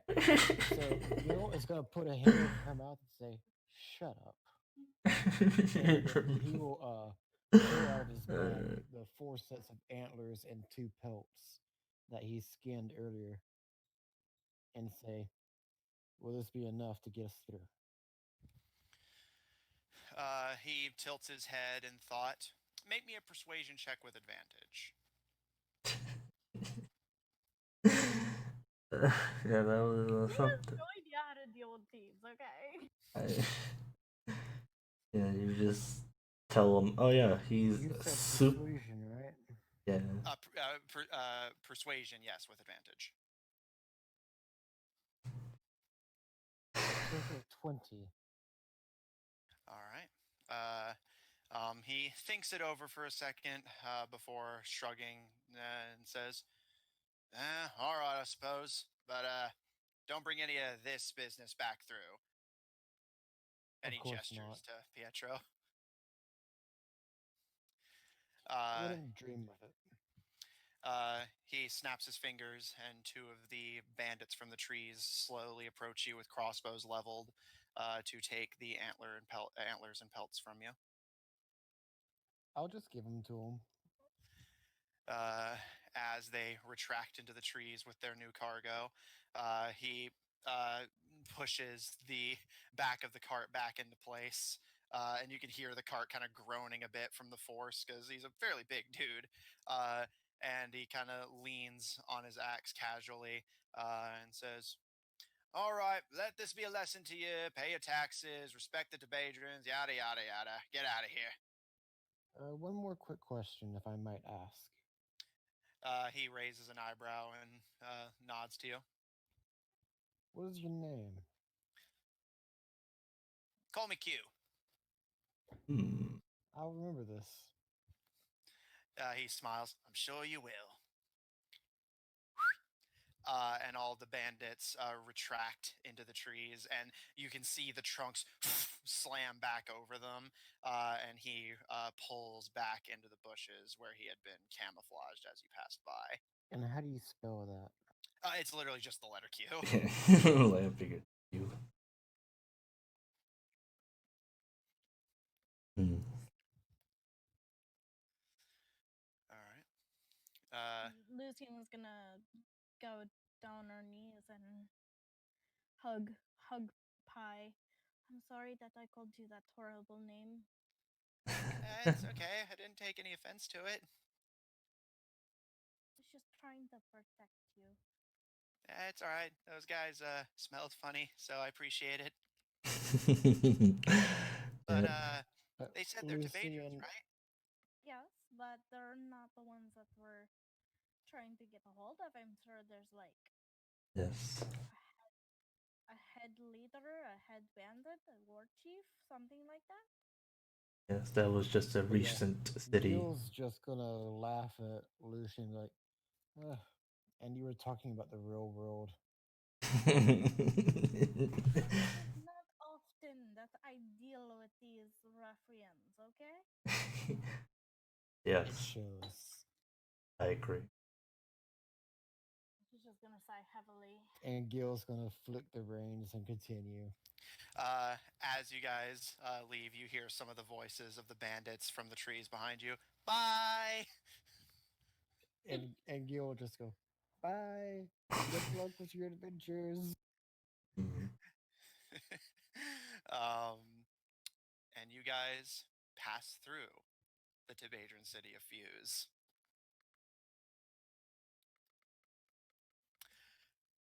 You are on your way now, Zephyr, with as the guide, towards the Tibadran capital of Rosewick. 2 days into the Sprintwood. Is there anything you guys would like to do on the way there? My guy, Gil is going to go hunting again when they set up camp. Okay, make me a survival check. Lucian is going to sit with Pie and share her fruits with him. Pietro seems a little bashful, but appreciates the company, That and is an you two dine on 18. fruits.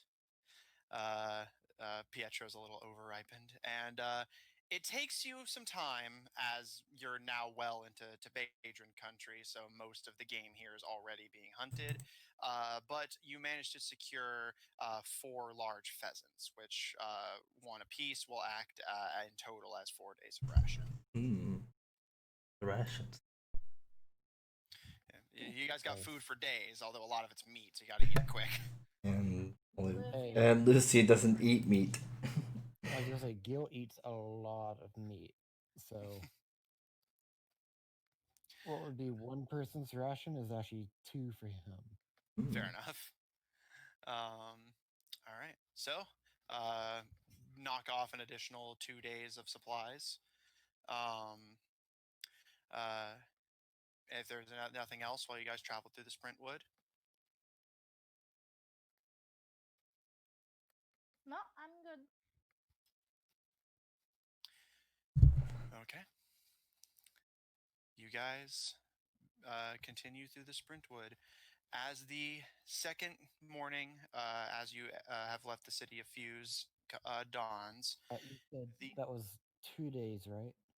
yeah, 2 additional days on top of the 5 days it took to get to the Sprintwood. So 7. 7 days in total of all those things. Yeah. Okay. As you guys travel on the second day past the city of Fuse, the Sprintwood begins to slowly thin, the trees becoming more sparse and bare, and you can already hear the distant sounds of activity. Not particularly ablaze, just what you'd expect from a city.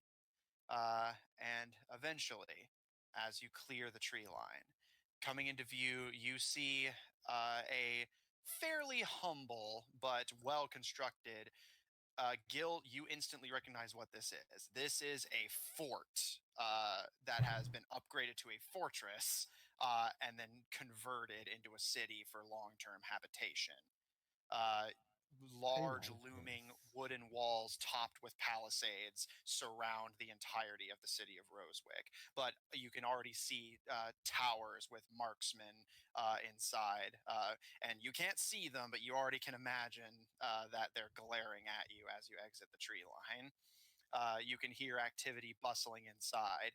And Zephyr, you see very much sticking out from the somewhat humble wooden cabins surrounding it, a large, constructed of equal parts wood and stone mansion at the exact center of the fort where King Tabedra resides. Uh, and as you guys approach the gate, or at the very least have to go past it, you see two bandits wielding longbows glare down at you from the top of the walls surrounding the gate. Something we can help you with? We have business with your king. Do you now? We do. He looks to his buddy, who then nods, and they both look back to you. And the buddy speaks up. You're pretty well armed if you just have some business with the king. If you turn over all your weapons and stuff, we might let you in.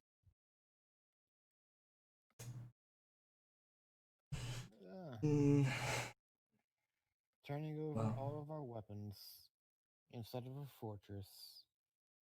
Mm, Well, if you want to know why severely we have the outnumbered. weapons, it's because we just went through the forest. You'd not expect us to defend ourselves against, like animals, like ferocious animals.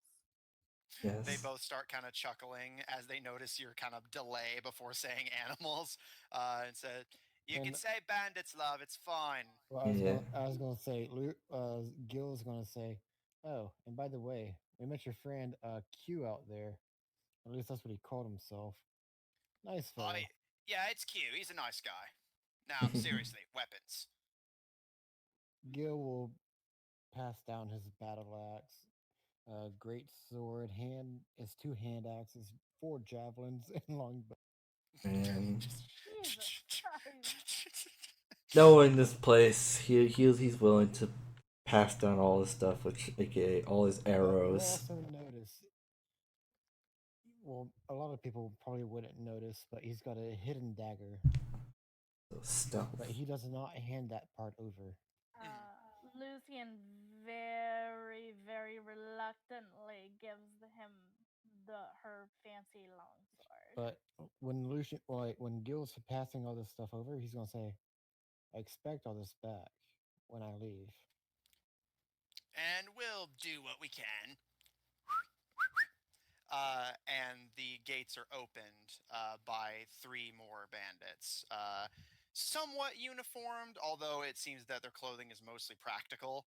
And they approach the three of you and start to essentially give you guys pat downs. And as they finish with each of you, take what you deposited into the fortress. So, other than Gil, are any of you actually hiding weapons? Nope, I gave him all my little arrows and All right. such. All right, Gil, make me a sleight of hand check.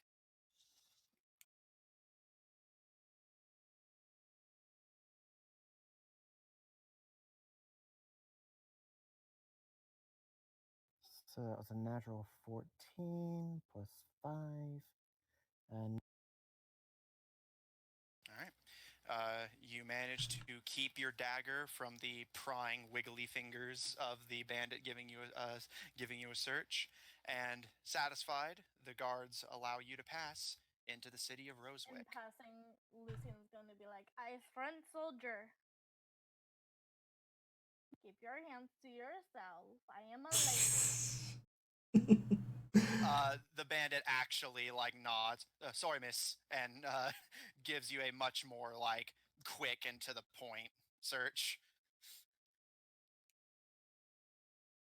That's fatter. All right. Uh, as you guys enter the city, you find yourself in, again, to you, Gil, the more you see of the city, the more obvious it is what it is. It is a fort that was likely either abandoned or taken by the bandits that they just chilled out in long enough to decide it was theirs for good. And Probably just abandoned because it seems to be in pretty good condition that they didn't break into it. mhm. Although it could have been repaired. You can make a history check if you want to know the full details. It's just from an I immediate look do. over. Yeah. All right, go for it. I really want. Yeah, and I'll say because because of your military background, make this history check with advantage.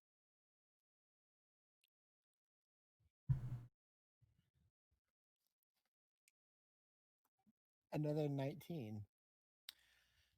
You recall that this fort, which originally bore the name Rosewick, was originally a property of the Kingdom of Blackthorn. But after an attack by a dragon, the fort was largely destroyed and abandoned, and the bandits that would later become the founders of the Kingdom of Tabedra took up shop in what was left. They really fixed this place up, haven't they? Yes, Looking bandits could be around, resourceful. looking around, the buildings are largely just for practicality. Some of the foundations are made out of the very dirt they walk on, but with wood and stone topping them. Although you notice most of the stone has gone towards either equipment or the mansion the king resides in. Uh, uh, and you guys can see various businesses being operated by somewhat sleazy looking fellows. But overall, despite the somewhat ricochet makeup, this does appear to be a functioning city for a functioning kingdom. And the two guards from the wall stand to approach you guys on either side and says, "All right, business with the king, you said? That'll be Yes. it. Come Yeah. on." And he waves over his shoulder for all of you to follow. Uh, if you guys want, you can make any pit stops in the city. But if you would prefer to at least meet with the king first, that's also fine. Yeah, We'll let's meet meet with with the the king king first. first to get this part over with. Okay, Zephyr, you recognize the building you're being led to as the place you called home for quite a good long time. Uh, and as the doors are pushed open by the guards, it's immediately like returning to your childhood home. The halls and walls all intimately familiar to you as the guards walk the three of you through a fairly well kept, like now that you're inside, if it weren't for the view through the windows, this wouldn't be out of place as a pretty decent castle. And as you guys are led through, the rugs, the walls, and even some works of art are ornate and well kept. Uh, and after a bit of leading all the way up to the top floor, they knock on a very large set of ornate wooden doors, and you hear a very frail voice, "Come in." The guards push the doors open, and Zephyr, you recognize him intimately, but the rest of you behold who you can presume is the King Tabedra. A tiny, frail wisp of a man with bushy, like all over the place, graying hair and a very frail, wrinkled little body. He leans forward with both hands on a cane, shaking slightly as he kind of licks his lips and looks over the three of you carefully as you're escorted in. So There's this, 4 of us. well, yeah, because the bat, Right, sorry. I'm used to counting players. Uh, but uh, so this is like the king and all that. yes, Zephyr, you do know this is King Tabedra. All right. Well, I get up to at least a good distance from. You're gonna see Zephyr get on one knee and bow to the king. The king looks to Zephyr and smiles. Zephyr, my boy, how was your trip? It is going okay. Are they paying you well? And he kind of gives a little chuckle and a wink. The pay is fine. That is why I'm here in a way. Is the pay out of hand or out of pocket? Hmm. And what's the difference between that, right? This is Tabedran slang. To say a job is out of hand means that they're paying you knowingly. Out of pocket means they're paying you without realizing it. Well, for now it is. What Gil's gonna say is it's a bit of both. uh, King Tabedra smiles at you, Zephyr. That's my boy. And he waves to the other three party members. And as you step forward, he holds a very elaborately jeweled and like multiple rings and bracelets decorating it, wrinkled old hand. And the way he's holding it means he is not expecting a handshake. He is expecting you to kiss the ring. Gil will do so, and then look at Zephyr and say, "I see where you got your love of jewelry from." Lucian will give the wicket salute and bow her head and kiss the ring very nicely and smile at him. Wicked nobility. Interesting. And he kind of leans forward and gets a better look at you before nodding. And Pietro nervously approaches and kisses the ring and looks to the three of you, looking for a nod of confirmation that it's okay for him to explain why he's here. And Lucian Gil nods Gil will definitely encouragingly. will give it as a now complete your mission. Pietro beams proudly and holds his satchel with the Shadowlily mark out and says, Mr. King, I'm here to deliver a message on behalf of the Shadowlily Confederacy. Uh, King Tabedra kind of tilts his head slightly, and he kind of squints before looking to you, Zephyr. What did you do? uh, well, I've done many things, but it seems as though some people want to protection from another kingdom. Interesting. I can't say we've ever worked extortion rackets before. This should be interesting. And he, without really much ceremony, takes, practically snatches the letter from Pietro and pries it open before reading over it, giving the four of you time to talk while he reads. If Yeah, you just want to I was gonna interact with each say other at all. when he takes the letter and starts reading, Gil is going to look at you nicknamed him Pie, right? Yes. And give him like a little punch on the shoulder and say, "Well done." Pietro smiles and says, Thank you. I'm sure my father would be very proud. Very.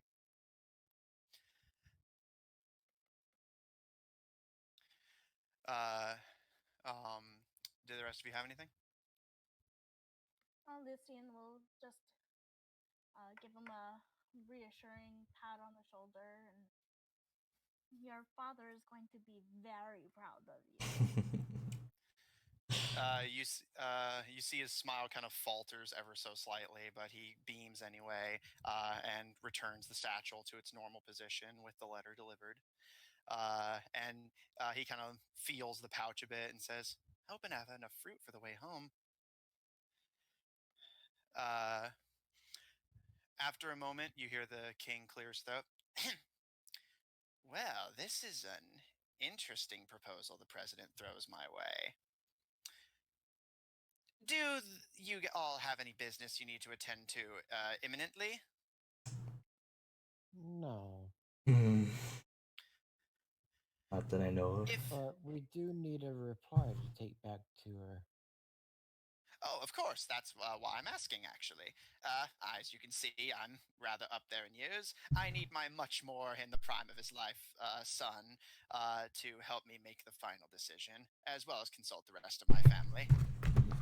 By all means, a hasty decision is never a good choice. He nods and wise words. He whistles, and the two bandit guards immediately stand up at attention. See that everyone is well looked after.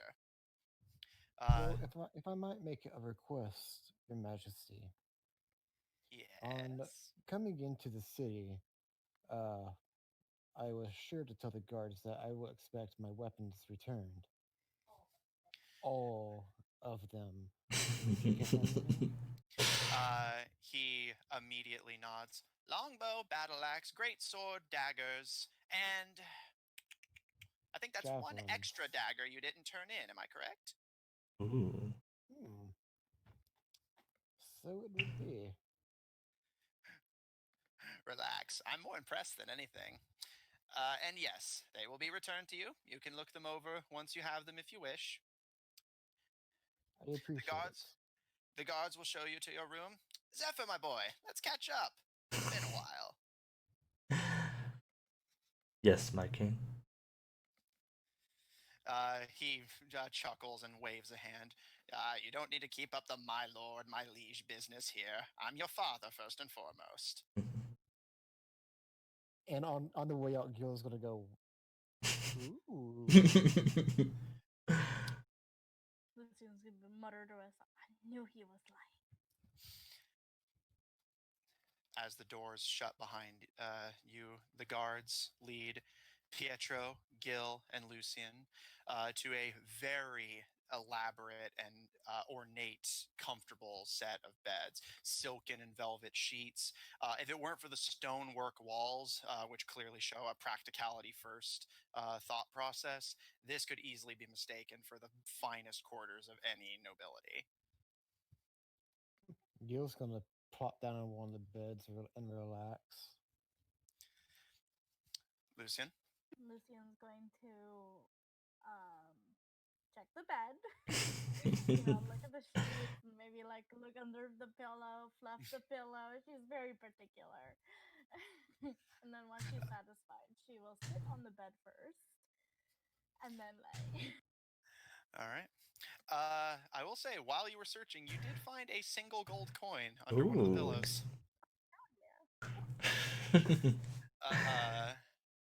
And Pietro is led off, looking a little discomforted, but eager to hear the king's reply and return to his liege. Zephyr. The king is silent for a few minutes as the party leaves, and then once he's satisfied, he taps his finger a couple times on the tip of his cane and looks to you and says, guesstimate their worth. Who's worth? He smiles and nods his head out the door that your friends had just left. Question is like,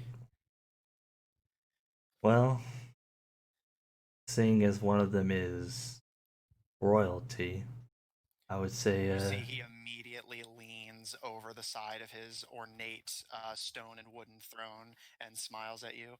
Really? that is what I've gathered.